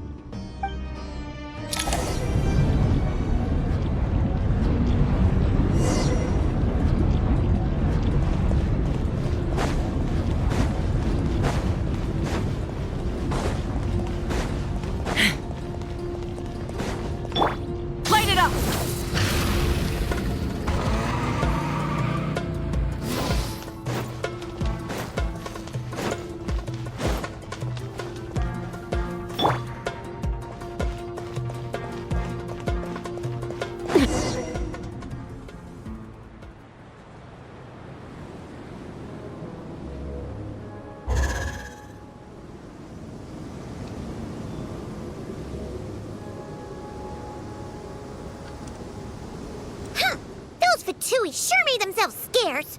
It's like they were never here. The Fatui? They came to the desert again? Yep. No idea what they're planning this time. They were being very coy about it. How have you been, Jet? Well, since we last met, I've started my own band of mercs. We've actually made quite a name for ourselves. Oh, yeah. On a slightly different note, I have some good news. I finally took care of Masaira. Not much to write home about. It was just another day. Found his hideout. Dragged him out of his cozy little bed. He tried to talk me into seeing his point of view, as usual. But I'm way past that by now. There was nothing he could say to save his life. What about you guys? Bet you'd forgotten all about me and Ben, huh? Of course not! We're super duper best friends! Wow. Sounds like I should make time to visit some other nations too. Anyway, what brings you to Gurubat? Oh, right. Paimon almost forgot. We're here to look for Lilupar. That bottle? Seriously? Yeah! We need her power to calm the Jinn and stop the sandstorms. Here's hoping we actually managed to find her, after all the trouble we've been through. Surely, with everything's been going on in Gurabad, she must have woken up, right? Only one way to find out.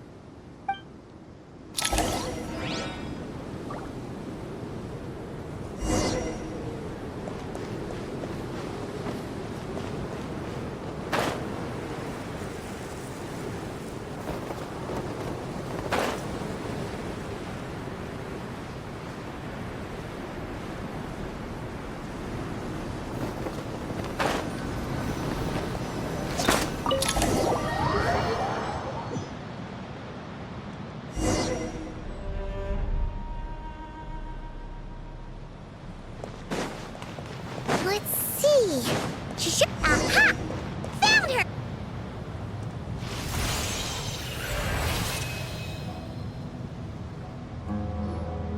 Lillipore! What a long dream that was. It's been a while, my master. Oh, and you're here too, little wildcat. The four of us back together again. Imagine that. After we last parted ways, I merged with the land beneath Gurabad to suppress the dark calamities stirring in the depths. It rekindled the flame of vengeance within the Jinn, depriving Gurabad of any hope of peace. I fought against it for a long, long time, until one day, I sensed a change in a foreign land to the west. Suddenly, the pitch-black abyss fell silent.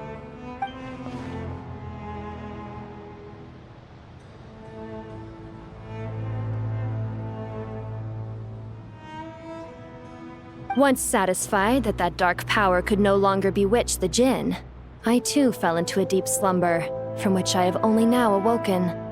Why have you returned to Gurabad, my master? And why is my sand-swept homeland in disarray once more? Well, basically, Sumeru's in danger and a lot of our friends are affected. Some bad guys messed around with Irminsul and now they've released the Jinn in here. We managed to chase off the culprits, but we have no idea how to seal this place back up and stop the sandstorms. Child's play. I shall quell the Jinn and scatter the storms. Thank you, Lillipore. No need to thank me, my master. I have granted many wishes in my time, and this was the most trivial of them all.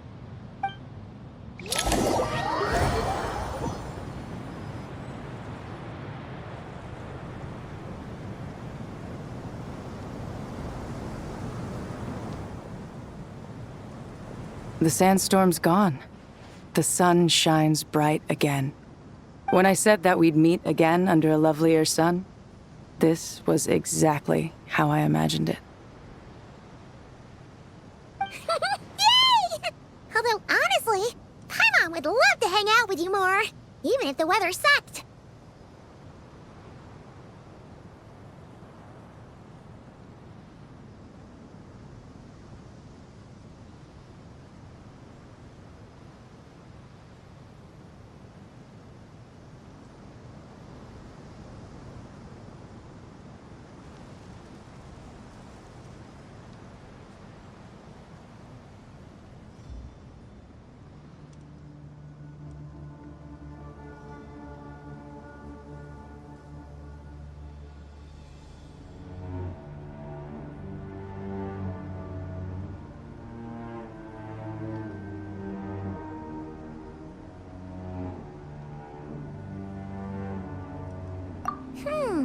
Well, there shouldn't be any more Jinn breaking out, right? Are we okay to head back?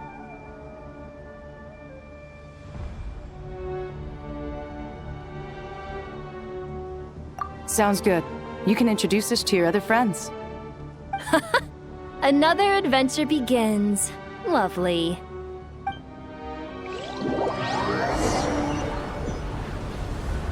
The storms have stopped! We should be able to get to the Temple of Silence without any problems now. Time to regroup!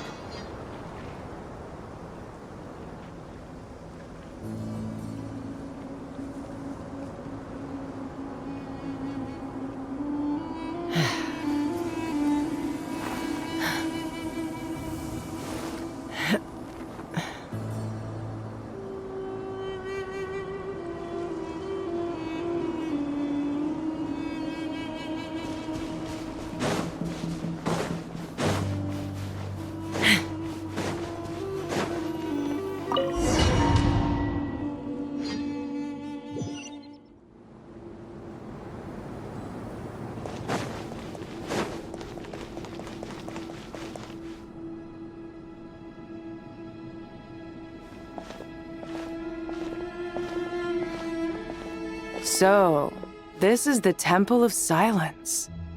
I've heard the Nagarjanites mention it in passing, but I never imagined it would be this big. It's colossal. I thought the temple moved to the rainforest ages ago. When did they scamper back into the desert? I don't know. This plan sounds a little too risky for my liking. Even in King Deshret's day, this was experimental technology. We have no idea what could happen if we activate it.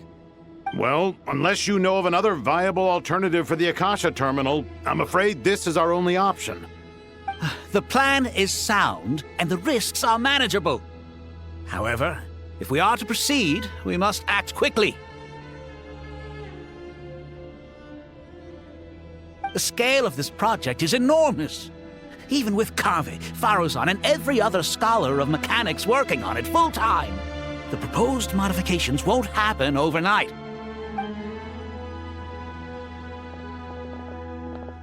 You're back.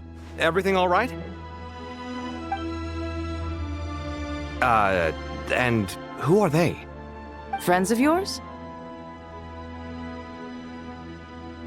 Pretty much everyone in the Temple of Silence is. This guy's Kave, and the one next to him is Alhaitham. Hello, I'm Jet, and this is Lilupar. Ah, a famous name from the history books. Pleased to meet you. A friend of a friend is a friend of mine, as they say. Who's they? Huh? Do people not say that? Not in the desert. Friends you can trust, but friends of friends? Gotta keep an eye on them. Still, I do trust the Traveler's judgment. I'm sure you're good people. The sandstorms have calmed down.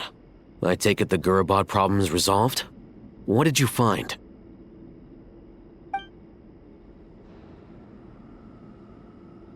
And after getting all smarmy with us, he trapped us there.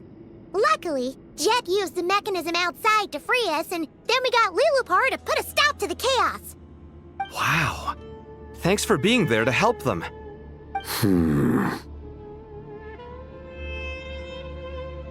So, this mystery man openly admitted that he was merely a Harbinger subordinate. Yeah? Is there something weird about that?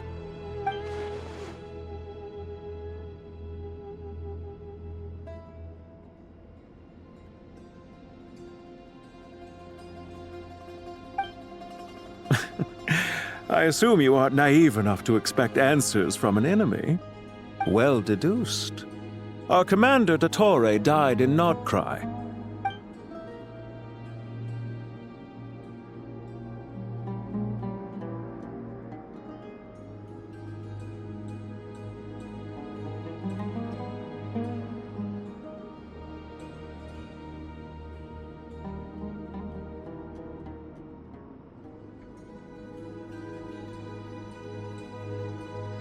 Are you wondering about his true identity? Or do you think there's a big conspiracy behind all this? I wouldn't go as far as to call it a conspiracy. Just the simple fact that having someone to shift the blame on tends to prove useful should trouble come knocking later. The most important thing for now is to solve the immediate problem. Perhaps that man knew you wouldn't have the resources to investigate his background and so didn't put much effort into disguising himself. This is all getting a little cryptic for me. I'll let you guys talk while I take a walk with Lilupar. Jet? Aren't you with the Blazing Beasts? What a coincidence. Didn't expect to run into you here. We're mercs. You can run into us anywhere. Who's this with you? So, did you find the solution you were looking for in the Temple of Silence? You bet we did. This place is incredible. It has everything. So far, we've discussed a plan and verified its feasibility. Building a new system from scratch is out of the question. So our only option is to modify the Akasha using certain resources we hope to find in the mausoleum of King Deshret.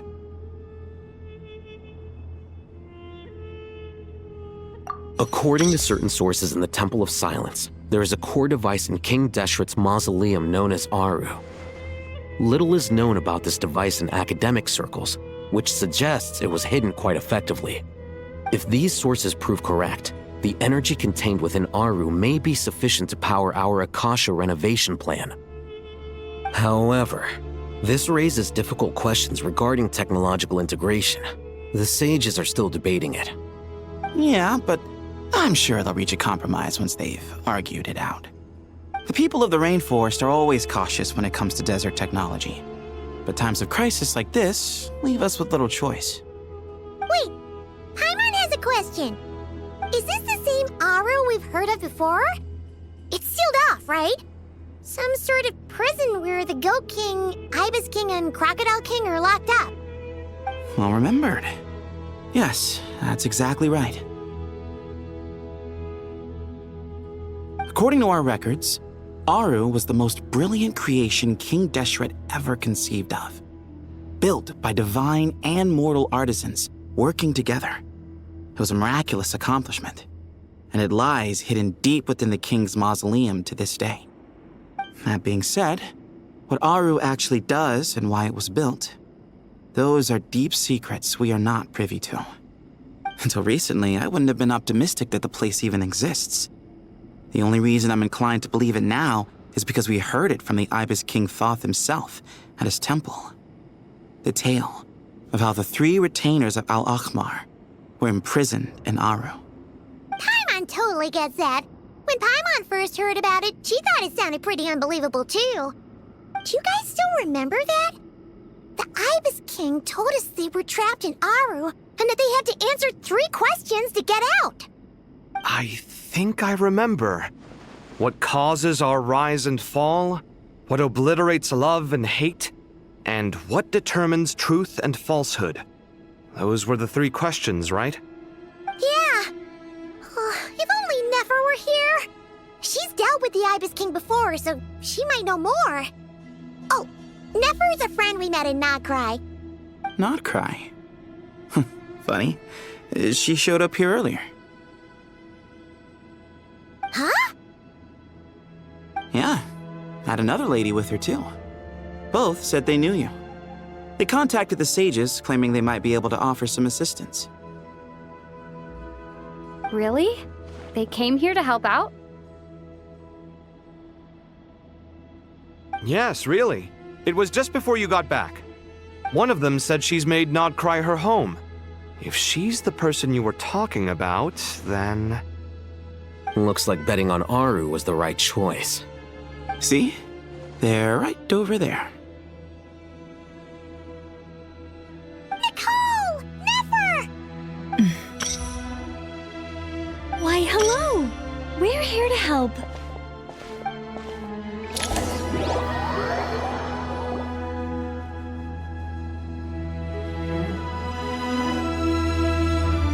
It's a good thing we left early. We almost got locked out. Locked out? What do you mean? Oh, you haven't heard? An invisible barrier has appeared around Sumeru's borders, cutting off all travel in and out. No one can leave and no one can enter. Sumeru has become a lonely island. Are the Fatui behind this too? Actually, no. This has nothing to do with them. I suspect it's a defense mechanism within Irminsul itself. Irminsul is the source of Tevat's ley lines after all, and Sumeru is the nation closest to it. I imagine this function was put in place to seal the entire region off in the event of serious damage, preventing the disaster from spreading to the rest of Tevat. It may have been implemented long ago. But doesn't that mean that the people here won't be able to escape to other nations if the anomaly keeps spreading? Currently, that does appear to be the case, which is precisely why I am here. This is a critical moment for the world, and Sumeru is the eye of the storm. Paimon's surprised you managed to convince her to come back to Sumeru. Indeed. Even for someone of my wisdom and eloquence, this tested my skills to the limit. And why should it concern me that Sumeru's in trouble? Surely you don't think I still have feelings for that place? Judging by your tone, I suppose you don't. Sounds like you don't know much about my past. And here I thought you knew everything. All I know is that the Ibis King is the source of your power. He was quite a prominent moon envoy once upon a time, so I do know a thing or two about him. As for your past, I have ways to learn the full story if I wish to. But everyone has secrets they'd rather keep to themselves, wouldn't you say? I'm glad you see it that way, Miss Nicole. I've chosen to call Nodcry home, which is why I did my part in its hour of need. That doesn't mean world savings become a habit with me. I have no particular desire to play hero in Sumeru, thank you. I understand. Human emotions do not appear and disappear without cause. There is always a reason to be found behind both salvation and destruction. Still, if time has taught me anything, it's that human emotions are often complex and in conflict. That's why people change their minds about things all the time. But that's where we angels come in. Our duty ultimately is to guide people towards their deepest, truest desires and help bring them to fruition. So I wish to hear about your past, because I do not believe you are motivated by hatred alone. And if we still arrive at different conclusions in the end, that's okay.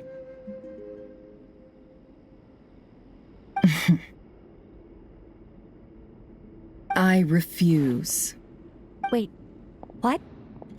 But I set the atmosphere and everything.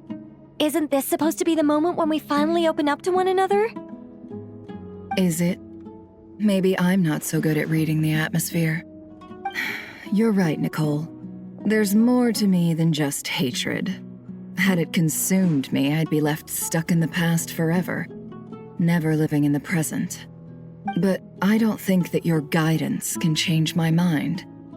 The all-consuming sands, the bloodshed, both deserved and undeserved. Those old emotions cling to me like a shadow. Do you wish to shake them off? No. I hope to remember them forever. Those emotions and memories shaped me into the person I am today. They'll always be a part of me. In that case, would you like to hear my perspective, at least? Sure. It's not every day you get to hear an angel's opinion.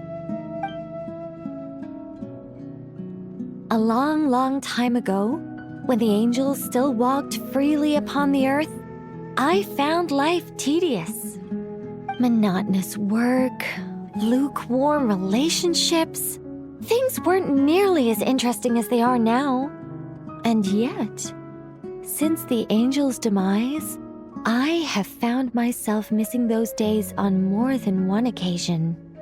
Human emotions are often attached to a person, a place, or an object. When those things are gone, the memories quickly fade, and the emotions slip away along with them. If Sumeru were destroyed, both rainforest and desert would be no more.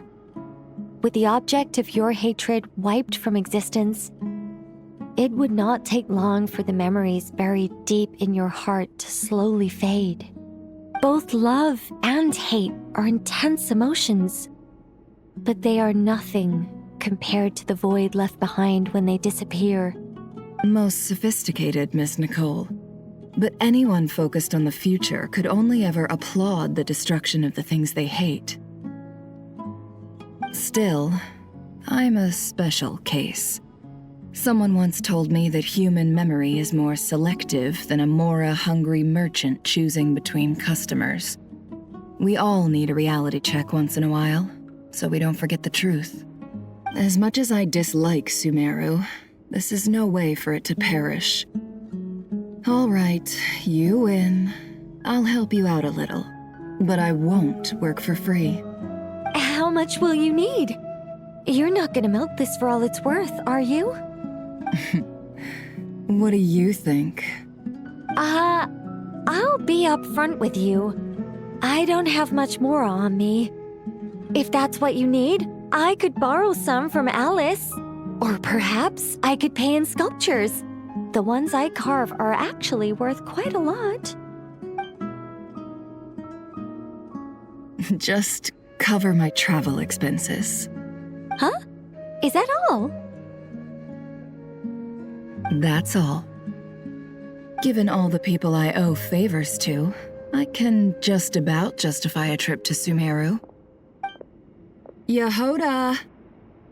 Here, boss! What do you need? I'm going back to Sumeru for a while. While I'm away, you'll be in charge of the curatorium. Me? I'm in charge? Whoa! Don't worry, boss. You can count on me! And that was how the ingenious Angel Nicole brought you the perfect person for the job in your hour of need. Hip hip hooray! That was far more detailed than necessary. Not lacking in embellishment either. I never thought I'd return. Especially not the desert. But life doesn't always go as planned, I suppose. What's Candace up to? I don't think I've seen her yet. She is still taking care of things in our village. Should be joining us before too long.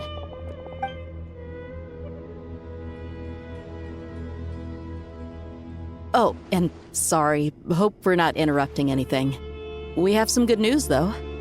We're planning to go to the mausoleum of King Deshret to look for the legendary Aru, then use it to try and restore the Akasha system. According to records in the Temple of Silence, the mausoleum houses something called Aru's Chute, which can be used to establish connection with Aru. We still have some time before we leave, so there's no rush. By the way, who are these two new faces? Just call me Nefer. I'm based in Nodcry. Did I hear you mention Aru? Correct. Well, I happen to have a connection with one of the 3 retainers imprisoned inside, the Ibis King. I'm here to get things done, so if you don't mind, I think I should come with you. That sounds perfect.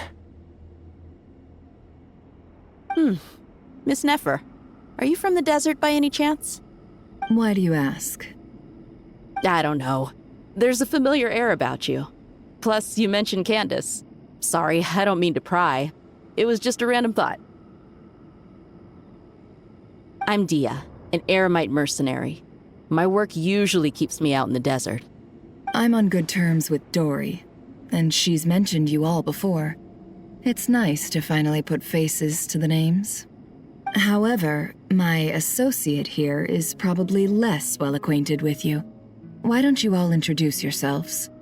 Actually, I'm a little better acquainted than you might think.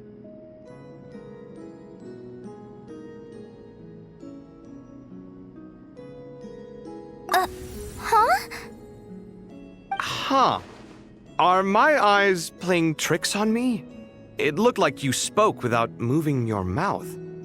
Ventriloquism. I have heard tell of it before. What is it, Kale? It's you!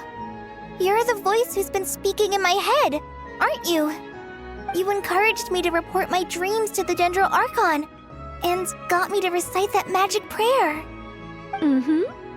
I have many titles, but let's go with the most pertinent one. I am Nicole Rain, an angel who has lived since ancient times. An angel? Sounds like a big deal, but, what exactly is an angel? Oh, Well, we're a rather long-living race of beings. Not gods, technically, but we can still tell you a lot of stories from ancient history. Yep, and she's also an amazing sculptor. You could say she's a real creative type. Well, ma'am, if both the Traveler and Paimon give you rave reviews, you must be pretty impressive. Oh, please don't call me ma'am. I find it so awkward when people get too formal with me. Just relax and be yourselves. No need to be nervous. Miss Nicole, if it's okay, could I ask you a few questions? Yes, you may. I can see your heart is filled with confusion, and you are desperate for answers. I also know which questions you want to ask me. Why did you dream of Sumeru City in disarray? Why did those verses soothe the Jinn only when recited by you? I can guide you to the truth, but it involves a personal secret of yours. I'd prefer to speak with you alone, if possible.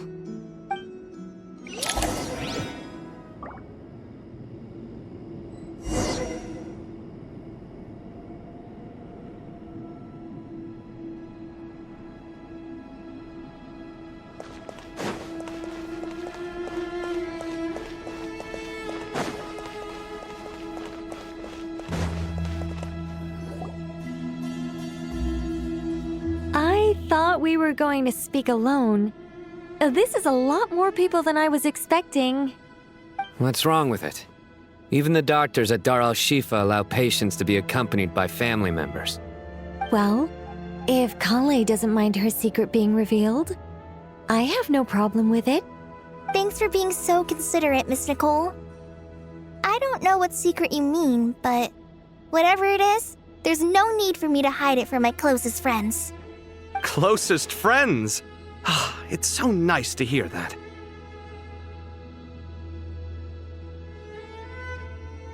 All right. In that case, I'll get right to it. Kale, are you aware that there are god remains inside your body? I am. When I was young, I got sick with Elazar.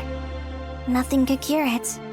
The Fatui convinced my mom and dad that they could help, and I was sent to an unfamiliar place. There were a lot of other kids just like me there. This creepy guy injected us with some strange medicine, which I heard contained god remains. I can still remember the pain like it was yesterday. But thanks to the friends who've stuck by me all this time, I've gradually been able to overcome those memories. Anyway, so you're saying that what happened to me has something to do with the god remains they injected me with? Yes. Those were the remains of Nabu Malikata, the goddess of flowers. What? Huh.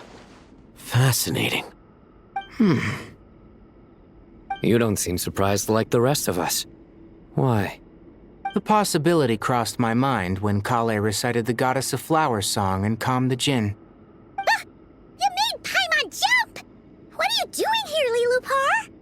I was merely passing through when I heard the name of the Goddess of Flowers. Be assured that I share your surprise. You, with the hat. Are you certain? I sense no trace of the Lord of Flowers within her. Well, it is a very small fragment. Unless special methods are used to manifest its power, even her closest acquaintances would find it near impossible to detect. After the goddess passed away, her remains were scattered across the desert. King Deshret gathered all the pieces he could find and buried them in the eternal oasis. But some fragments remained unaccounted for. Eventually, the Fatui must have found a way to track some of them down. Presumably for use in some experiment. It's not an uncommon occurrence. You're more shaken than I thought. In one sense, you've been extraordinarily lucky. So many people who yearn for this kind of power never attain it, yet you have coexisted with her all this time without even realizing it. I don't know what to say. I'm glad that I could help everyone with this power, really. But knowing that a fragment of the Goddess of Flowers is inside my body is... it's a strange feeling. Well, people value their autonomy very highly. Even a well-intentioned intruder can shake one's sense of self. I understand how you feel, Kale. But once you get used to it, you'll find it's nothing to be concerned about. Huh. I guess you, of all people, have a good reason to speak on this. 2 good reasons, in fact.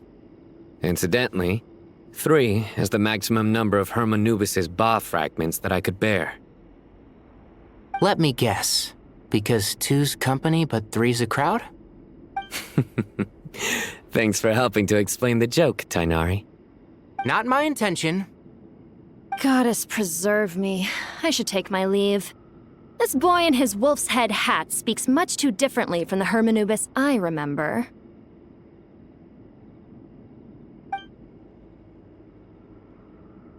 Kale, all I'm trying to say is, no matter how many Hermanubis fragments there are within me, you wouldn't think of me as Hermanubis. In the same way, you are simply you. Yeah, I know what you mean. So about that dream I had, was it a warning from the goddess of flowers? Yes. Just like me, she was an angel created by the primordial humans, born with the instinct to guide living beings. Though her body and soul have perished, her essence retains its natural instincts. Even her smallest remaining fragments would do their utmost to send you that warning. The Mother of Dreams? Lord of Flowers and Oases? She must have had a premonition. That is why she gave that dream to you. We won't let our efforts go to waste. But I still don't understand. Why me? Yes. Why indeed? You weren't the only one injected with God remains, but only in you have her fragments persisted. I suspect it may be because of the firm will you showed in the face of suffering. She was likely assimilated by that will. Of course, this doesn't mean you have to shoulder any extra responsibility. As this young man said, you are who you are, and that will not change. All right, any further questions from the family members of the patient? If not, we should head to the mausoleum of King Deshret. Let's move out. Time to put our plan into action. We all hope it'll work. But will we really be able to open Aru? And even if all 7 pillars of King Deshret agree to let us proceed, the scale of the work to follow is daunting, to say the least. Haven't you handled other big projects before? I mean, the biggest project I've worked on to date is probably the Palace of Alcazarzaray, I guess? But this is orders of magnitude beyond that. It's a total nightmare. Look on the bright side. At least this time you're actually here when Sumeru needs you most. You won't have to come asking me for details after the fact. Mock me all you want. But now that I'm here, things will be resolved far more quickly and smoothly than last time. Kave's self-doubt disappeared in an instant. Like magic. Well, this confidence is most gladdening. Now, go and pack your things. We'll head to the mausoleum as soon as you're ready.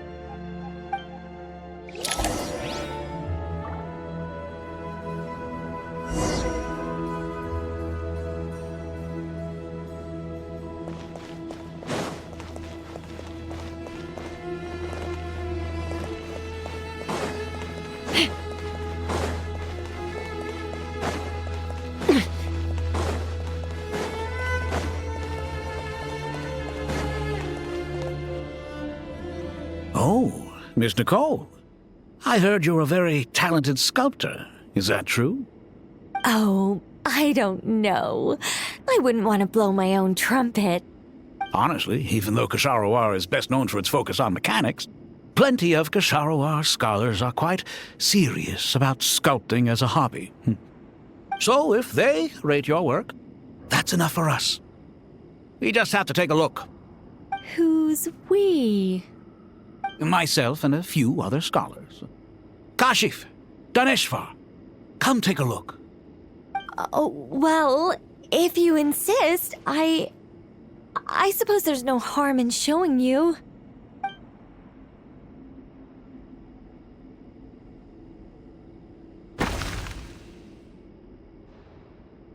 Whoa!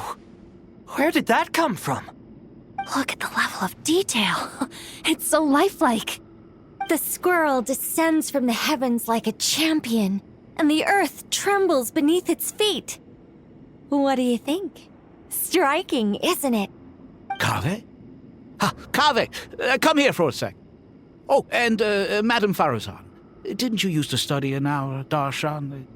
Come take a look. All right, but hang on a moment. I have to finish reviewing this proposal first. You called? What is it, youngster? This squirrel statue. Isn't it cute?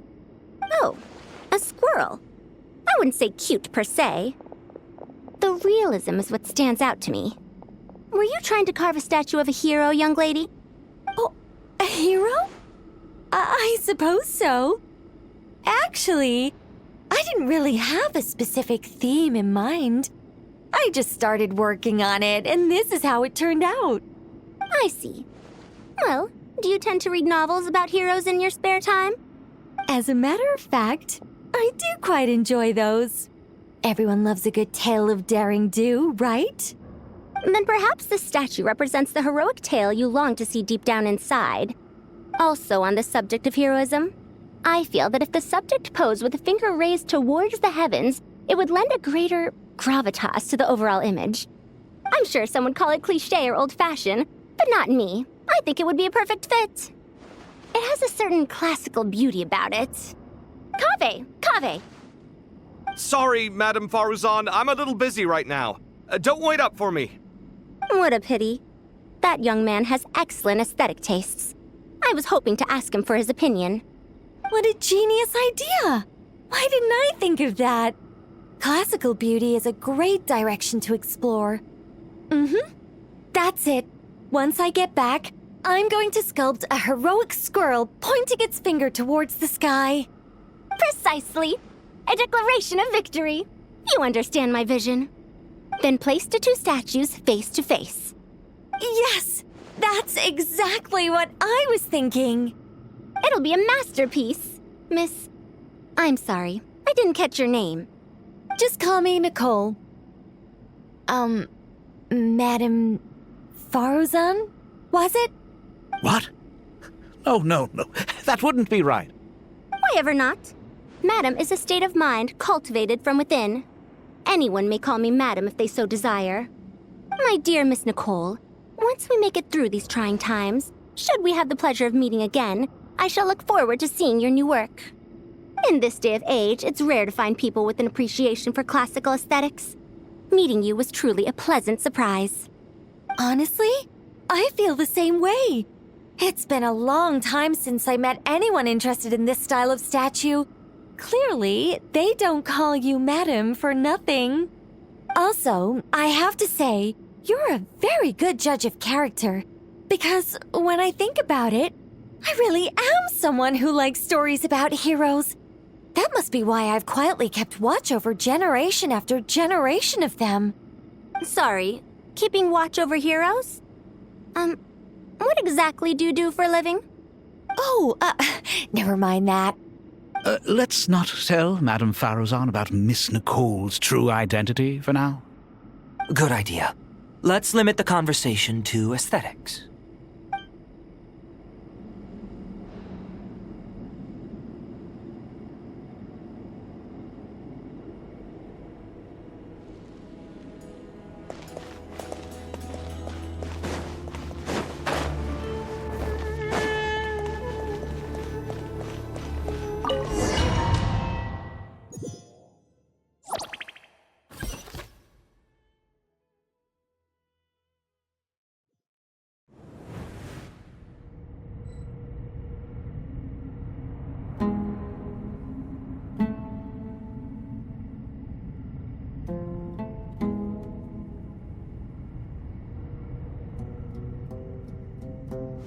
I hope everyone's ready.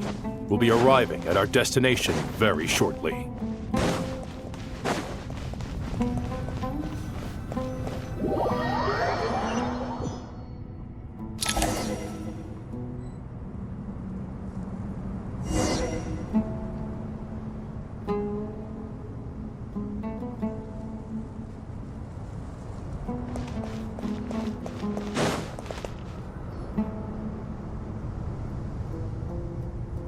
Why, we've not seen so many visitors ever, really. What is this place now, a tourist attraction? Ah, closer inspection reveals many familiar faces. To what do we dusty old fellows owe the honor? Surely you're not just here to chat. You surmise correctly. We are here to carry out a rather enormous project. Ho, enormous, you say? How large, then? Larger than the gaping void in our lives? Why, you've even put a smile on Goatee and Crocco's faces. All this activity is making for quite the special day.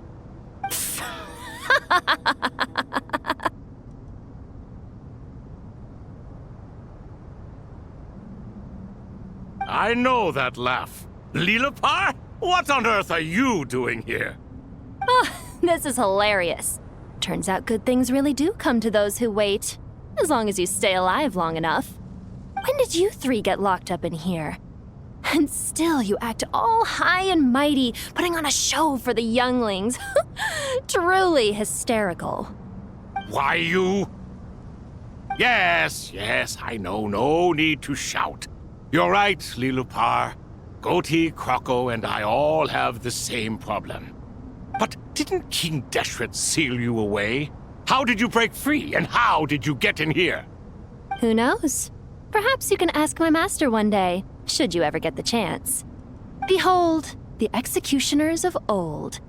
Some have turned into fragments residing in human bodies, and others are imprisoned eternally, leaving not a single shard behind. It's almost tragic, watching lowly prisoners like you act all self-important. Curiosity gnaws at you, doesn't it? Your interest in the outside world threatens to burst you at the seams. Turf. I'm starting to take a liking to this magic bottle lady. Time is of the essence. Let's get down to business. We come to you, O three ancient lords, to request your assistance on behalf of the Academia. If we can help you regain your freedom, then please consider lending us your aid. As for precisely what we need your help with, it's a long story. So, to demonstrate our sincerity, we are prepared to first resolve the problems that plague the three of you. All right, stop arguing, Crocco. And Goatee, don't you start. What's the harm in letting her speak? It's not worth getting so angry about. Forget about her. The three questions are the crucial thing here. But do you really have a way to answer them? You once answered the final question, Nefer, but the seal did not open.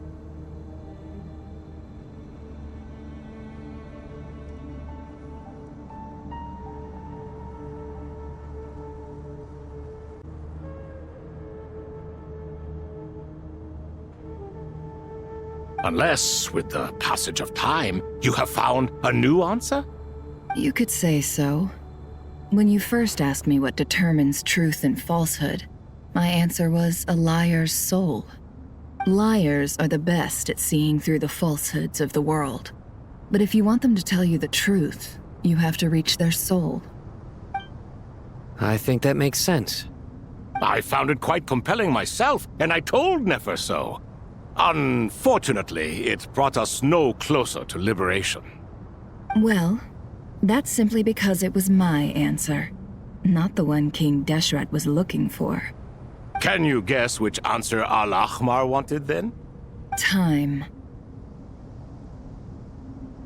And that's not only the answer to the final question, it's the answer to all three of them.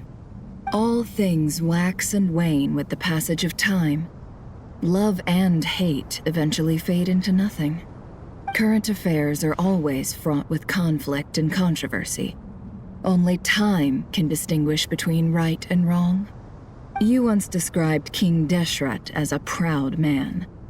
I'd say that the prouder someone is, the more inclined they are to believe that only time is qualified to be their judge. Time. Well. Indeed. Perhaps in building Aru, our king was in fact attempting to reverse time, to bring love and hate, right and wrong, the rise and fall of all things back to their point of origin.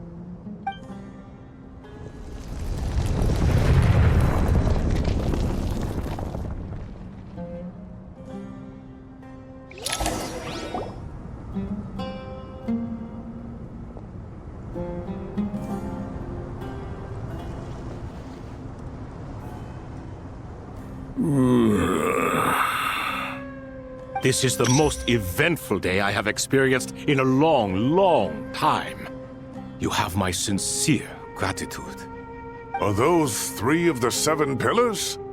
Turns out the statues were quite faithful to the source. You 3 seem to be in good spirits. Prison can help a person grow and learn to cherish what they have. Nevertheless, after everything you've done for me, I sincerely hope you never have to experience it for yourself. Hello, Nefer. It's good to see you, Thoth the Ibis King. Nice. Definitely puts my mind at ease, seeing you 2 getting along so well. Should we maybe introduce ourselves, or... Sure. I'm Sethos, the current leader of the Temple of Silence. This is General Mahamatra Sino, and this is the former Spantamat sage, Cyrus. But I'm guessing none of that means a whole lot to you. Everything is equally new to us, in truth. We've been gone from this mortal world for longer than you can imagine. Let's hold off on the introductions for now. We can always ask Nefer about you later. It'll give me something to talk about with my chosen disciple. You're like a helpless parent. Gods and people of yore are not necessarily welcome in today's world. Self-awareness is one of my finest qualities. I thought I ought to share its fruits with you 2. Is that so? Well, I think we'll take it in stride, just as we did with the 3 questions. Let's not forget, it was my persistence that won you both your freedom. Fair point. I have to applaud your persistence. And I must praise you for your wisdom. Now, state your wishes, young ones. I'm sorry? Why, your tremendous accomplishments deserve a reward, do they not? You must let us do something for you in return. General Mahamatra, what do you think? I won't beat around the bush.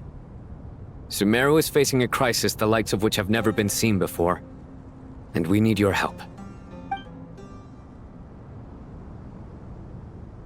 Every calamity throughout the ages has been connected to us in one way or another, whether we were its cause or consequence. Whatever is wrong with Irminsul, it severely affected the Dendro Archon. She fell into a coma and is currently receiving treatment from the Dendro Dragon. The Dendro Dragon? I'm sorry, the Dendro Dragon is helping to heal the Dendro Archon? Not a pep, surely. Not vicious, cruel a pep who possesses no virtues aside from her basic instincts. Ah, good heavens. I shudder to think what could have caused Lesser Lord Kusanali to suffer such a plight. Still, why would the Dendro Dragon lend you her aid? She has always held nothing but contempt for the Archons. I suppose she and Kusanali must have some history. You can help us make history too. A smooth talker. Well said, lad. Currently, no one can connect to Irminsul. We hope that by opening up Aru and making some modifications to it, we can use its technology to our advantage. Unfortunately, Aru is an imperfect creation. King Deshret never managed to realize his full vision before his death. Much remains to be done if it is to be pitted against Irminsul itself. Besides, I hear your reasons, but to give Aru up over such would be... The archaeological records clearly indicate that although Aru's construction took a long time, it was not beyond human means to achieve. Modern technology should solve the efficiency issues. We have no choice but to go all in on this. This is by no means a threat. But the only reason we helped you escape from Aru was to gain the necessary leverage to negotiate with you. You asked us to state our wishes, and we have. Each one of us here needs your help, as do all the thousands of people living in Sumeru. They need you, and they need Aru. What do we think, my fellow old fogies? Shall we lend our support or not? Since you ask so nicely, naturally. Naturally what? Are you for or against? I simply mean we shall do what comes naturally. You claim that you wish to open Aru. Know you then that the golden slumber created by King Deshret is preserved within? We do. We understand the risks involved. In all likelihood, the mortal world will never again be able to replicate King Deshret's work. Never will there be another chance to come so close to creating a utopia. Knowing this, are you sure of your decision? We are sure. Before people can dream, they must first live. If your minds are made up, very well. We shall summon our erstwhile colleagues to discuss this further. Saint Shezepank, Saint Bennu, once you surrendered to silence and were buried with King Deshret. But now, we invoke the right to awaken you with our voices.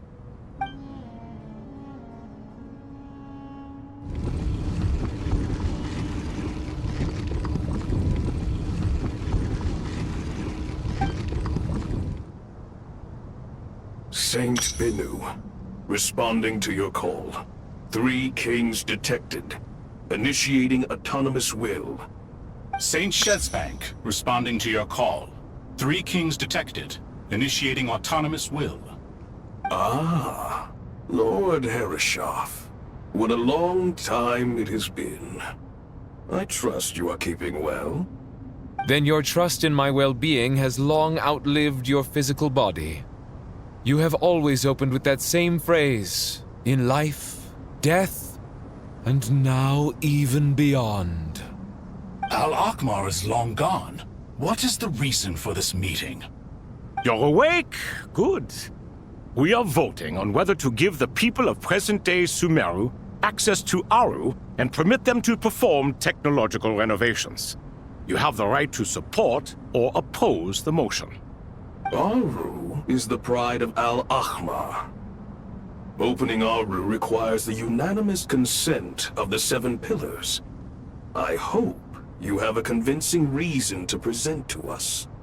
Sumeru is currently in the midst of a major calamity. Let us not forget that while Al-Akhmar was a stern ruler, he was also a teacher of wisdom. A god without his people shall cease to exist, and King Deshret's greatest wish was to provide protection for his people. Let us then honor our God King's wishes as we consider our decision. I do not mean to mock these proceedings, but what is the point of a unanimous vote when we know that the last of the 7 pillars, the Dendro Dragon Apep, will never communicate with us? This will no doubt surprise your mechanical mind, and I have no intention of trying to persuade you it is true. But Apep is, in fact, healing the Dendro Archon as we speak. Huh? Can someone attest to this? Do we have any proof? I ask the 3 kings. Can any of you vouch for the truth of this claim? Naturally, the Ibis King, Thoth. What? It was Thoth's disciples who revealed the truth to us. We need not debate its veracity. Simply let Thoth bear accountability. That way the rest of us may have a clear conscience. Hereshef, you diabolical fiend! I awakened our former colleagues for you, supported your opinion, and backed your decision. What sort of fiend would do that? I miss the days when Hermanubis was still around. At times like this, he would offer to take accountability. What are you trying to say? Is my word worth less to you than Hermanubis's? Hypocrite though you are, Lord Thoth, you are humorous in equal measure. How could we bear not to associate with a character such as you? I, Saint Shezpank, approve the Goat King's proposal.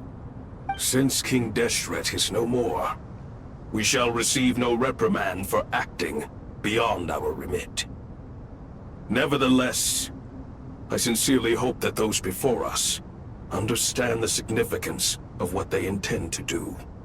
Remember, The moment that Aru is liberated, the myriad souls residing within the Golden Slumber will return to the ley lines. And once the ley lines flow again, these souls shall in turn be received by Irminsul. To take this step is to bring the perfect afterlife created by our king to a permanent end. We understand that well, and we have decided to proceed regardless.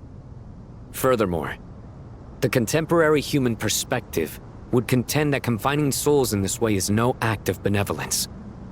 The deceased have a right to rest in peace. King Deshret's creation is clearly a place of rest and peace. It is just that many do not see it this way. But no matter. Saint Binu approves. Hermanubis' representative and the Dendro Dragon Apep made their choice ahead of time, while the Goat King, Ibis King, and Crocodile King have also granted permission to liberate Aru.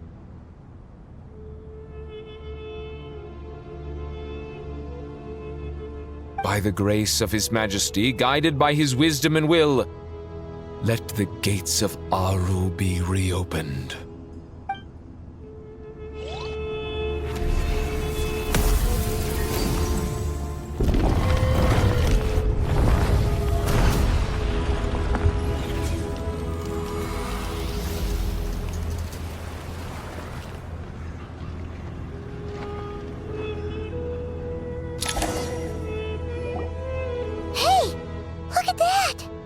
What's this? Are we under attack?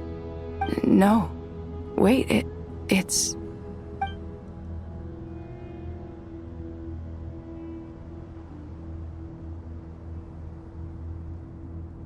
Here you are.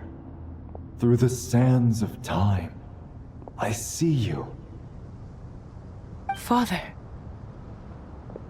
Father, is it really you? It's Jet's father, Jibriel! That's right! He entered the Golden Slumber, didn't he? I smell blood and sand on you. You've grown. Strong as a wild beast, and without shedding a tear. You have to leave, don't you? Please, just answer me this. What should I do for you? This meeting is a blessing from the gods.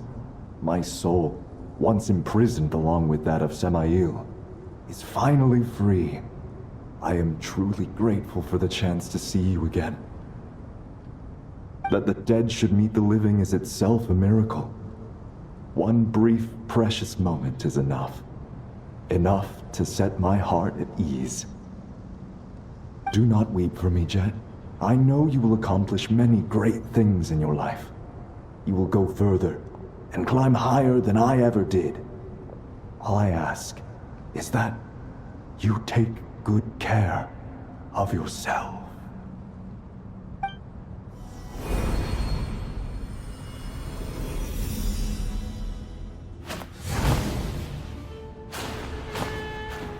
Father! Father! Father. Hey, Jet. Do you want something to eat? Maybe it'll help you feel better. I'm fine. Thanks, Paimon. It was just a little sudden. The chance to see my father again meant the world to me. He was trapped in the Golden Slumber for our sake. And now, after all this time, he can finally rest in peace. I'm glad. It's a huge relief. You've grown strong, Jet. More than enough to fend for yourself. Yeah. I'll leave the past in my memory where it belongs. My family, the good times and the bad. Goodbye, Father.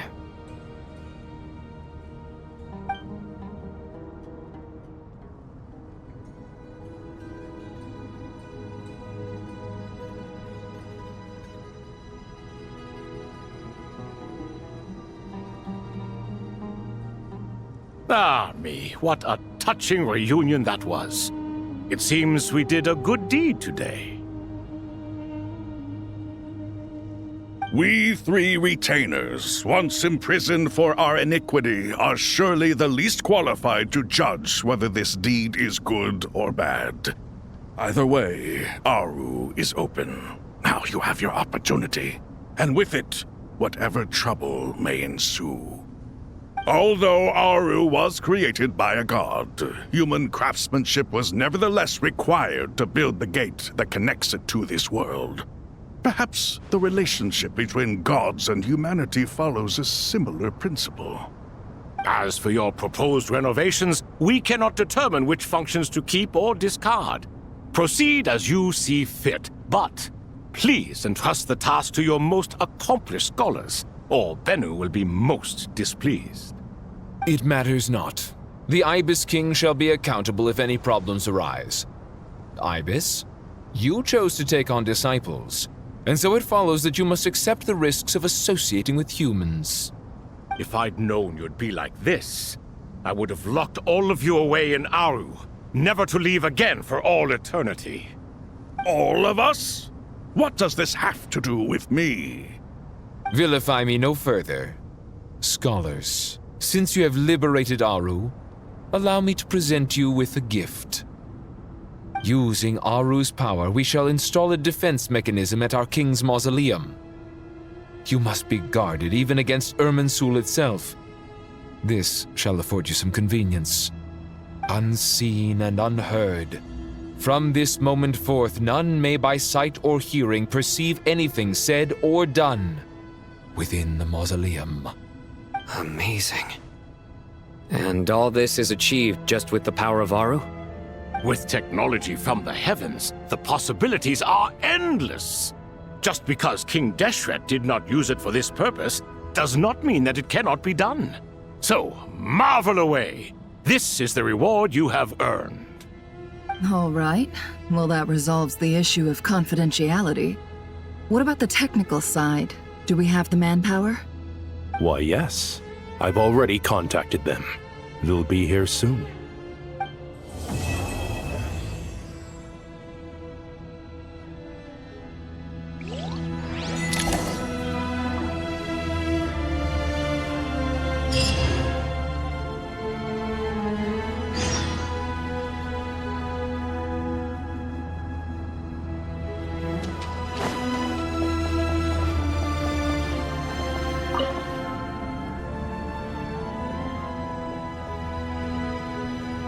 You must be the ones tasked by the Academia with renovating Aru?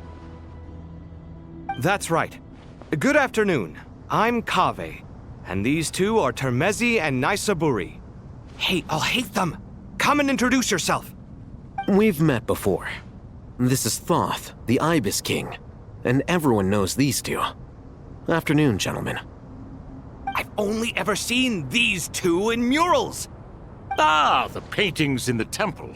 They show us chatting, playing cards, playing chess. Precisely the activities we most enjoy, funnily enough. No, only you enjoy playing chess. We were just humoring you. I wouldn't go that far. Back to the matter at hand. A preliminary assessment by the Academia indicates that this project requires expertise in various disciplines, including the deciphering of ancient texts, mechanical engineering, the restoration of ancient ruins, and elemental theory. The most capable minds in their respective fields are here before you. If there are no objections, we'd like to begin our work. The artisans who built Aru for Al-Ahmar gave their very lives to create this splendid work. Follow their example by giving your utmost devotion to this project. I didn't know that. We'll do our best, of course, but we certainly won't be sacrificing our lives. Such brazen words. Humans these days are a far cry from their ancestors. What little respect you show for King Deshret. No, that's not what he meant. Please, don't mind him. He shares your sentiments, just not your, penchant for hyperbole. Assuming that's what you were going for? I just think it's important to manage expectations. Forgive my lack of courtesy.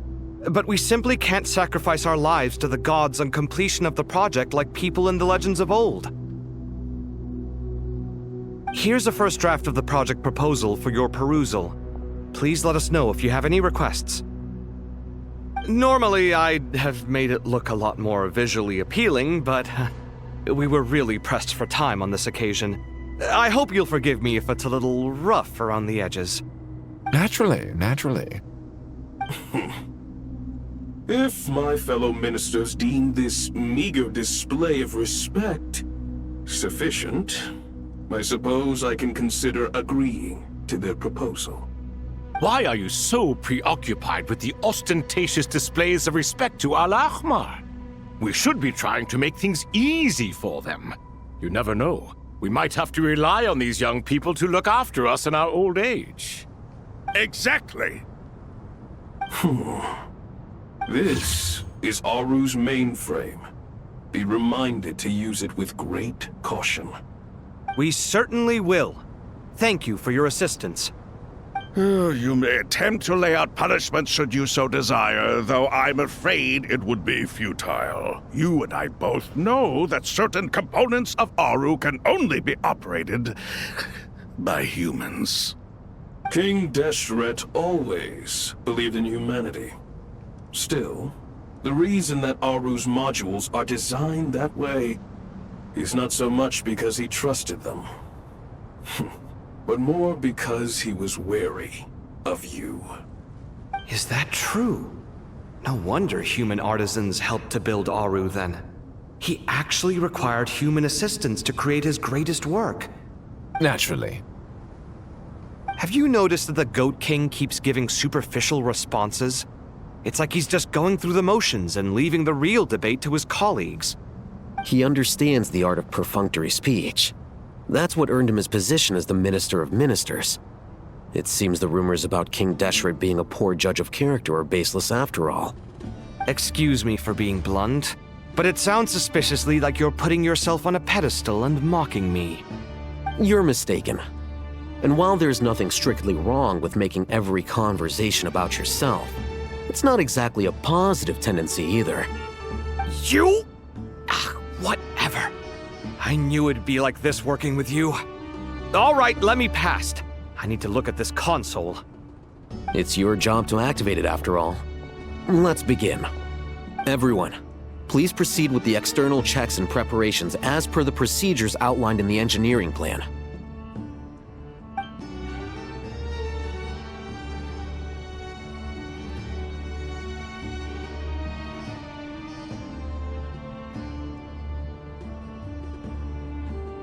Hello there, youngsters.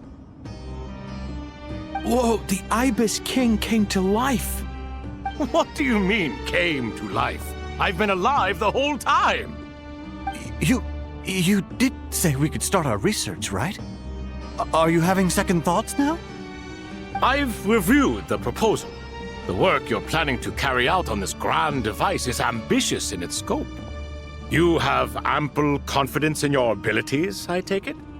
I wouldn't say I'm feeling hugely confident, but given how bad things are, I'd rather at least try something than sit around waiting to die. You are the top scholars of your day. I trust you are aware that there are countless links between Aru and the Akasha? Aru and the Akasha? But I thought the Akasha was the Academia's greatest technological accomplishment, created years ago by the Dendro Archon to help her people access knowledge. And you too? Do you not know either? You've read the instruction manual, right? You tell them. An instruction manual? The Akasha has an instruction manual? The Dendro Archon is a kind and thoughtful god indeed. It used to sit on a shelf in the corner at the House of Dana. Not the most popular read. If the manual is to be believed, Aru was in fact the original inspiration for the Akasha system. What? But there are so few records about Aru anywhere. And practically none of these scientific expeditions into the desert had anything to do with it. Ah, but this is something you could not possibly have known. You may have heard many stories about the desert, but what is the most important aspect of history? Consider this a quiz. Anyone from Vahumana present? I'm from Vahumana. It's, well, veracity. Precisely. And a large part of veracity is the chronological order in which events occur. I may as well tell you. In the beginning, Nabu Malikata, the goddess of flowers, descended upon Sumeru. The glory of the heaven was within her. She brought life, oases, and knowledge to this land. Then she created the Jinn, enlightened them, and ordered them to serve her.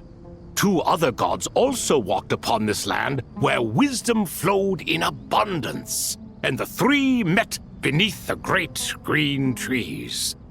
It was the first and greatest alliance. We should speak with reverence of this covenant between the 3, which transcended both time and life. For they promised that in Sumeru, wisdom would be shared with all. All the great changes in Sumeru's history began with the goddess of flowers. For King Deshret's sake, she pried into the secrets of Celestia, and for this was burned to ashes by the flames of wrath. So grieved was King Deshret by her passing that he lost all interest in state affairs and devoted himself instead to the knowledge that she had brought back. It was after learning of the technology from that floating island in the sky that he first conceived of Aru. And so, the Akasha was inspired by Aru, while the basis for Aru itself came from Celestia's technology. Well, if the 2 share a common technological origin, then connecting one system to the other is an entirely feasible idea. Unbelievable.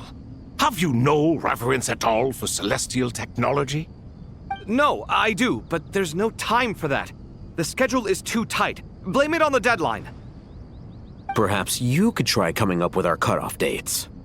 You know what it's like having to turn around 5 different drafts in one day? I wouldn't wish it on my worst enemy.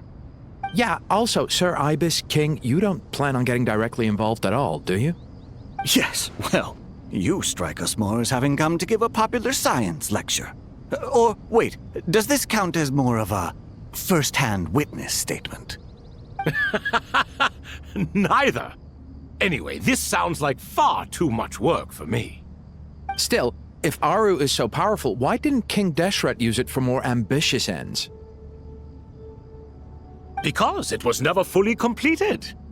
King Deshret had grand plans, but he perished before they could come to fruition. In the beginning, his wish was to create something that could rival the very world itself. The Lord of Flowers sacrificed everything for that ambition. What he desired, she bestowed, and thus was knowledge brought into the world. Her courage and sacrifice had to be honored with the most splendid of monuments, or King Deshret would surely have deemed it a grave injustice. And that monument, built from knowledge and technology, etched with a sacrificial and courageous love, even in its unfinished form, it deserves to be treasured. At that time, King Deshret said the following to the Lord of Dendro. Since we share an eternal covenant, I shall never be your enemy. Hence, the fruit of wisdom from the heavens is not to be devoured. Remember, it is not that I lack the power to become the enemy of wisdom. Yet you and she have taught me much and shown me kindness. For this, I cherish you both. In the end, Aru was only used to store a portion of the souls. It was but a primitive form of the masterwork the king had envisaged. His final hope for Aru was to return to the past, when she yet lived. So the point you're making is, King Deshret was both powerful and ambitious, and he only ceased his imperious ways out of affection for the goddess of flowers and the Dendro Archon. You could see this as an act of mercy, but you could also see it as the sentiments that lay between these three gods placing constraints on him. This was, after all, the foundation of the alliance between them. This explains why Aru was both a prison and a monument, and why the answer to the three questions was time. You have to be careful who you get involved with, or you invite all manner of misfortune. This is as true for gods as it is for humans. Love is the same. It is both a prison and a monument. All right, let us pause the story here for now. Seeing as you've been so diligent, I'll offer a little help. Who's in charge again? Is it you two? Ah, yes, me and him. Now then, close your eyes. Wisdom hides in the space between the tangible and the intangible. It is to convey the incommunicable through the simplest of mediums. By the power of King Deshret, I shall grant you a glimpse into the unseen secrets that lie at the threshold of existence.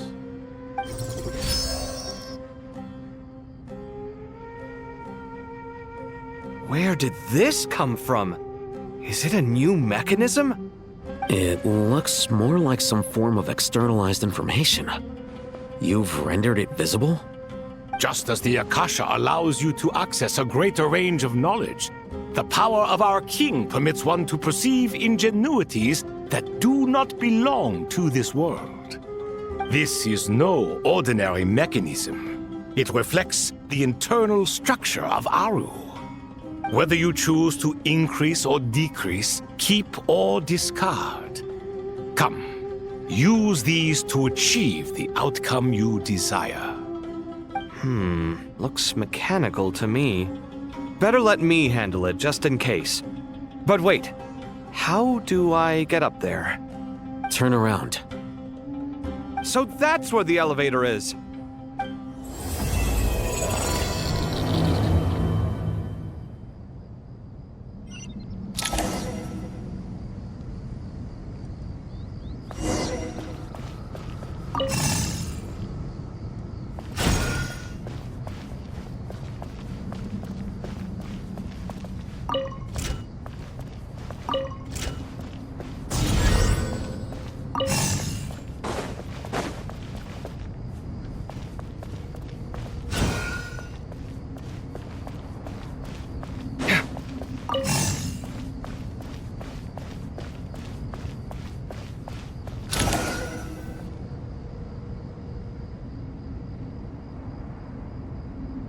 Obelisks were used to record important information in the ancient desert civilization.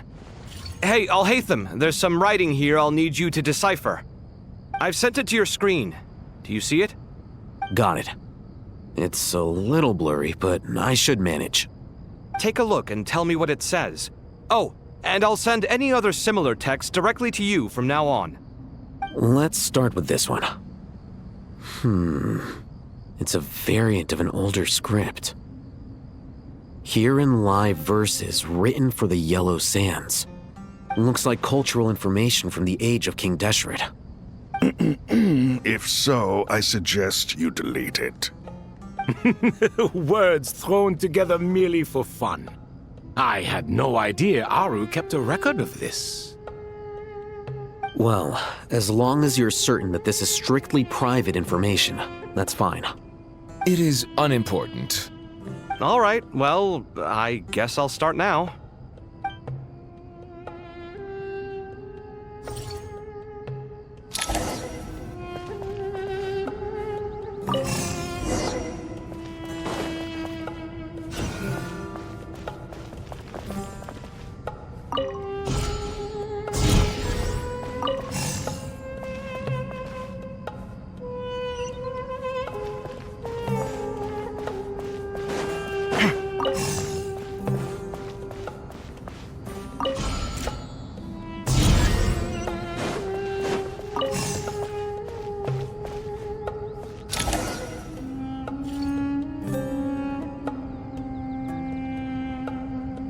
Found some more. Sending them over to you now.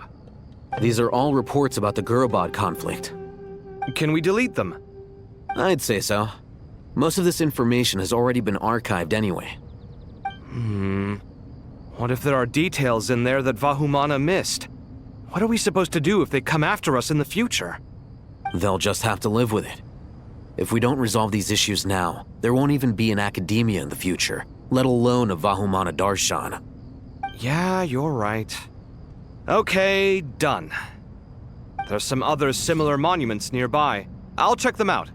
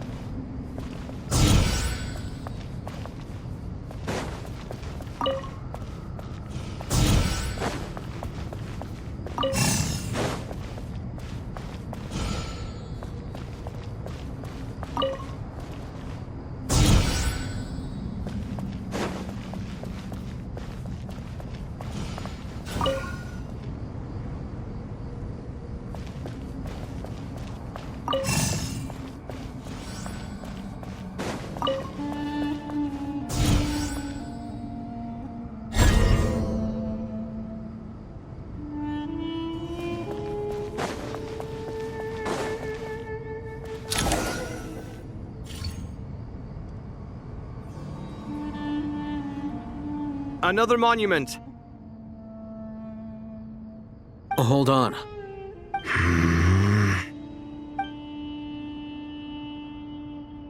You're still reading it? How long is it? It records the development and governance of the Oasis civilization.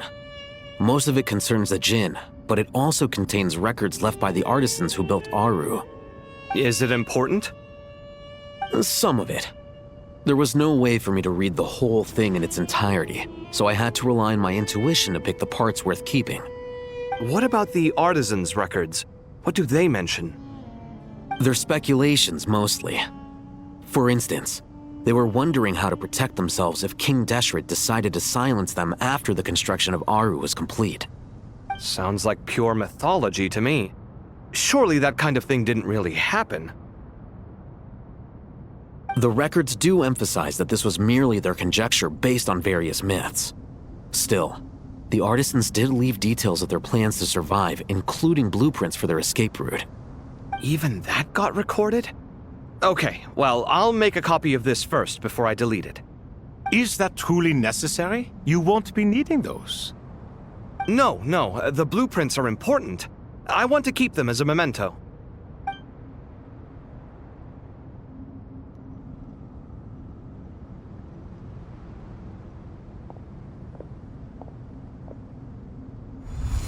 I think that should just about do it. It meets the requirements of the contingency plans, so we should be good. I gotta say, it's the strangest feeling, this cross between reality and the intangible. It's like drifting between life and death, or in and out of a dream, using my own hands to manipulate illusions that are forever out of reach. Chasing dreams in the most literal sense. Definitely a novel experience. What happens if my spirit just floats away? That won't happen. Anyway, I wouldn't celebrate just yet if I were you. There's likely to be a phase 2 of this project. All right. I'd better keep my wits about me then.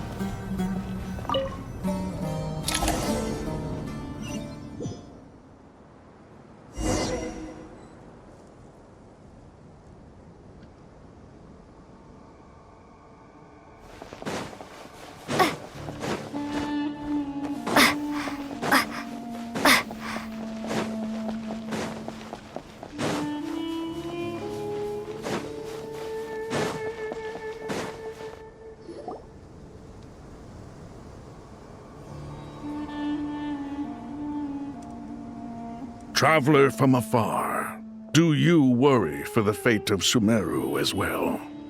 Whoa! It's Sobek the Crocodile King! Greetings, Crocodile King. Please be at ease. I'm just here to chat with you about Lesser Lord Kusanali. Sounds like you really care about her. Yes, although to be exact, it is a mixture of both concern and curiosity that I feel. Speaking of Nahida, Paimon was wondering how she's doing. Wait a moment.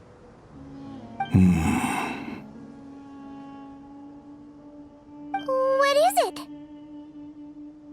I tried calling out to Apep, but there was no response. This can only mean that she is focusing all her energy on taking care of Lesser Lord Kusanali.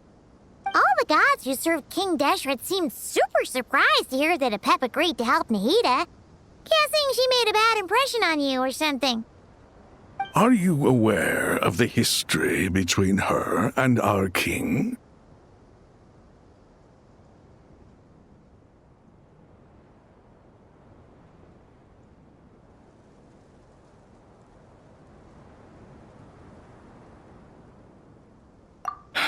Then you are learned indeed. I'm glad to know that Sumeru has the support of someone like you. At the end of his life, King Deshret tricked the Dendro Dragon into swallowing him whole, leaving her to bear the torment of his sins. The Dendro Dragon despised King Deshret, yet he outwitted her. Rather than bringing disaster to the land, he chose to deceive her and thereby ensure his annihilation. An act that surely displays his love for humanity. The Dendro Dragon stands for the glory of a bygone era. She hated Al-Ahmar and what he represented. All the gods, all the power they wielded. And so, her willingness to help the Dendro Archon through this crisis comes as a great surprise indeed. It makes one wonder whether, perhaps, the Dendro Archon assisted her in the past. Yep, Nahida did her a huge favor.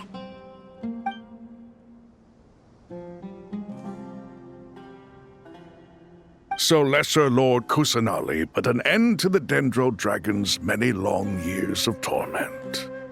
As much as she loathes the Seven, Apep knows kindness when she sees it. No wonder she was willing to make an exception. Yeah, that's the sense we got from dealing with her, too. She is not incapable of coexisting with other living things. Rather, she actively chooses to avoid coexistence. And this despite the fact that she symbolizes life itself. How ironic. All of this being said, I wouldn't expect too much from her if I were you. Nothing will change her hatred towards humanity and gods. We'll keep that in mind. Anyway, how much longer do you think Nahida needs to stay with Apep? For all we know, the Fatui might still be in the desert. Just to be on the safe side, why don't we grab anyone who isn't busy right now and go look for her? I'm alright, Paimon. Huh? Was that Nahida's voice? It seems the treatment was effective. Since when do my deeds require your evaluation? Ah! Here will do just fine. I had no intention of taking you any further. One ought not expect greater generosity than they have earned. You always hide your kindness away like an oasis within a sandstorm. Only those who make it through the swirling winds can know just how beautiful that oasis is, and how much hope it brings. You dare appraise my being? No, I'm expressing my gratitude. I want to thank you for sharing your precious life force with me.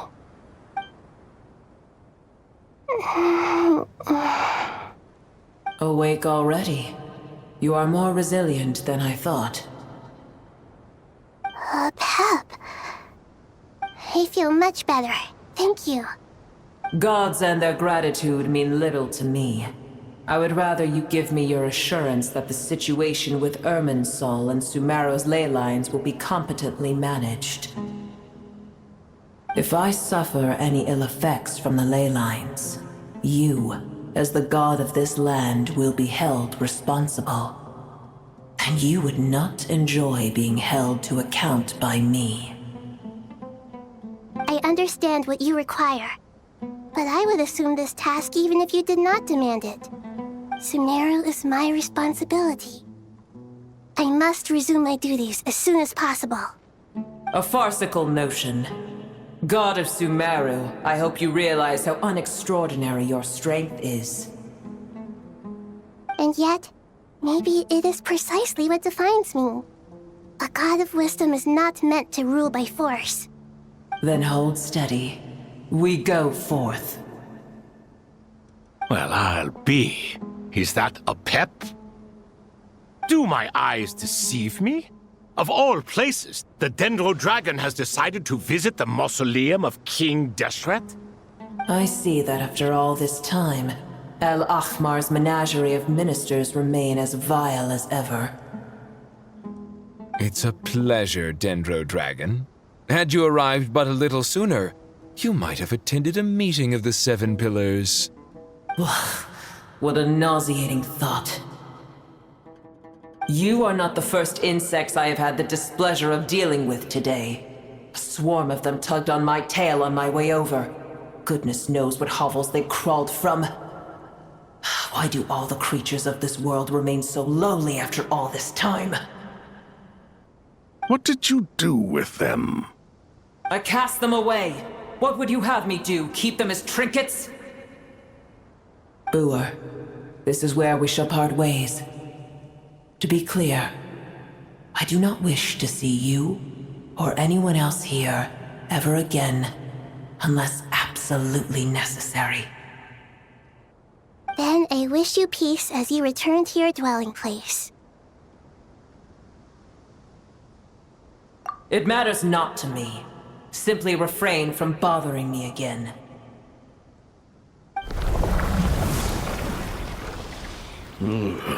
A force to be reckoned with.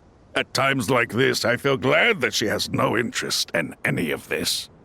Hold on, just hold on, okay? We're almost there. We made it. Huh? Wait, that voice! It's... Uh-oh, I'm gonna fall!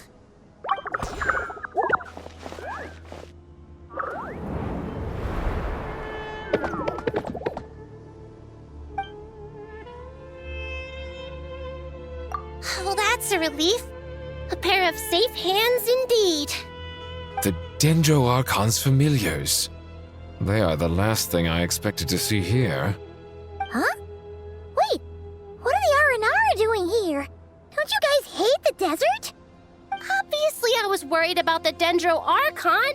I've been supporting them with my Pari powers the whole way here. Oh, you seem pretty nervous. Is it because there are too many people around? Not just people. It's all these non-human beings, too. It's hard on them. I can't believe you made such a long and dangerous journey just for my sake. I appreciate your support so much. Thank you all. I'll have to ask everyone to wait while I help our new arrival settle in. Once I'm done, I'll gather everyone to discuss our next steps. Traveler, Paimon, shall we find a place for our friends to stay? Awesome! Let's go! Well, first I have some questions.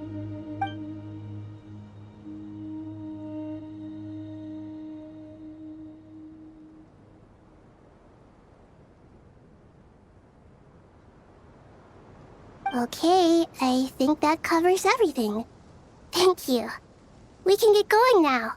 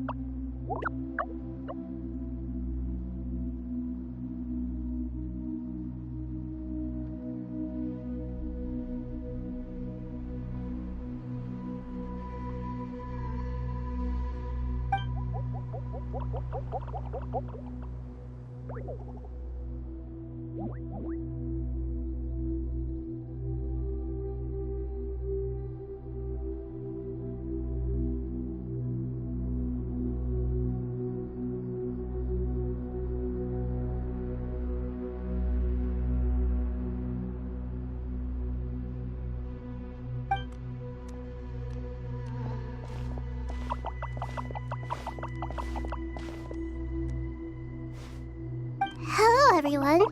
It's only us.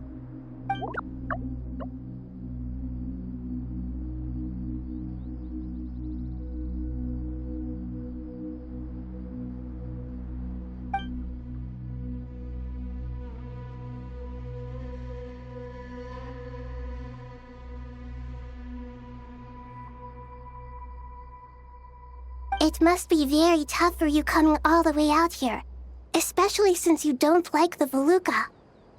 Is everyone back in Vanarana doing well?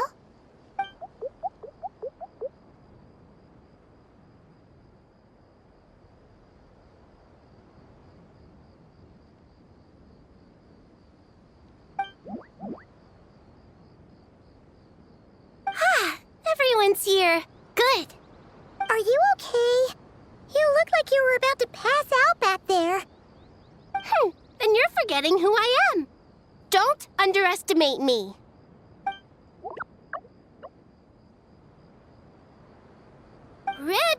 Oh, excuse me! Are you comparing me to Paimon? I suppose everyone is gathered here because of me. As we can see, the situation is critical, and everyone is very busy with their various tasks, so...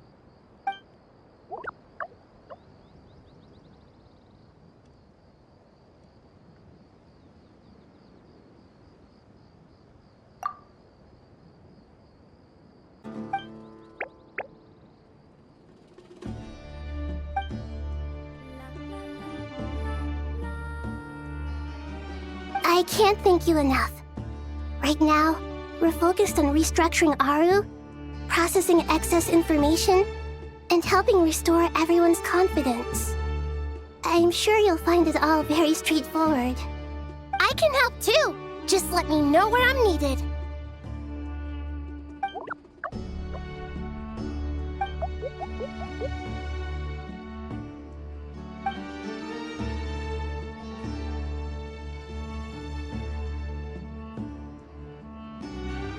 Up to no good?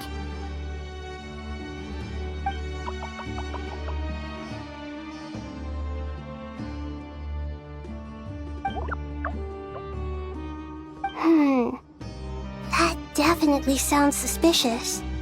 Traveler, Paimon, I have other work to attend to here that needs to take priority. Could I trouble you to invest? No problem. Leave it to us. Thank you. I'm counting on you.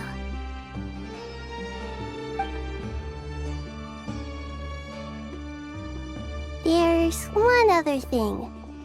If you are to work alongside the people of Sumeru, you will need to make yourselves visible to them. Is that acceptable to everyone?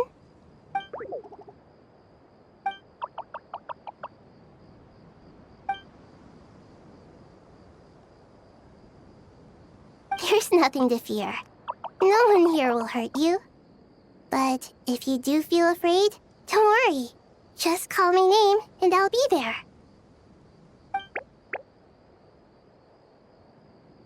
Very well. Now, I shall bestow a small blessing upon you all. Whenever people see you and interact with you, from the moment their gaze meets yours, they will experience the most beautiful of dreams.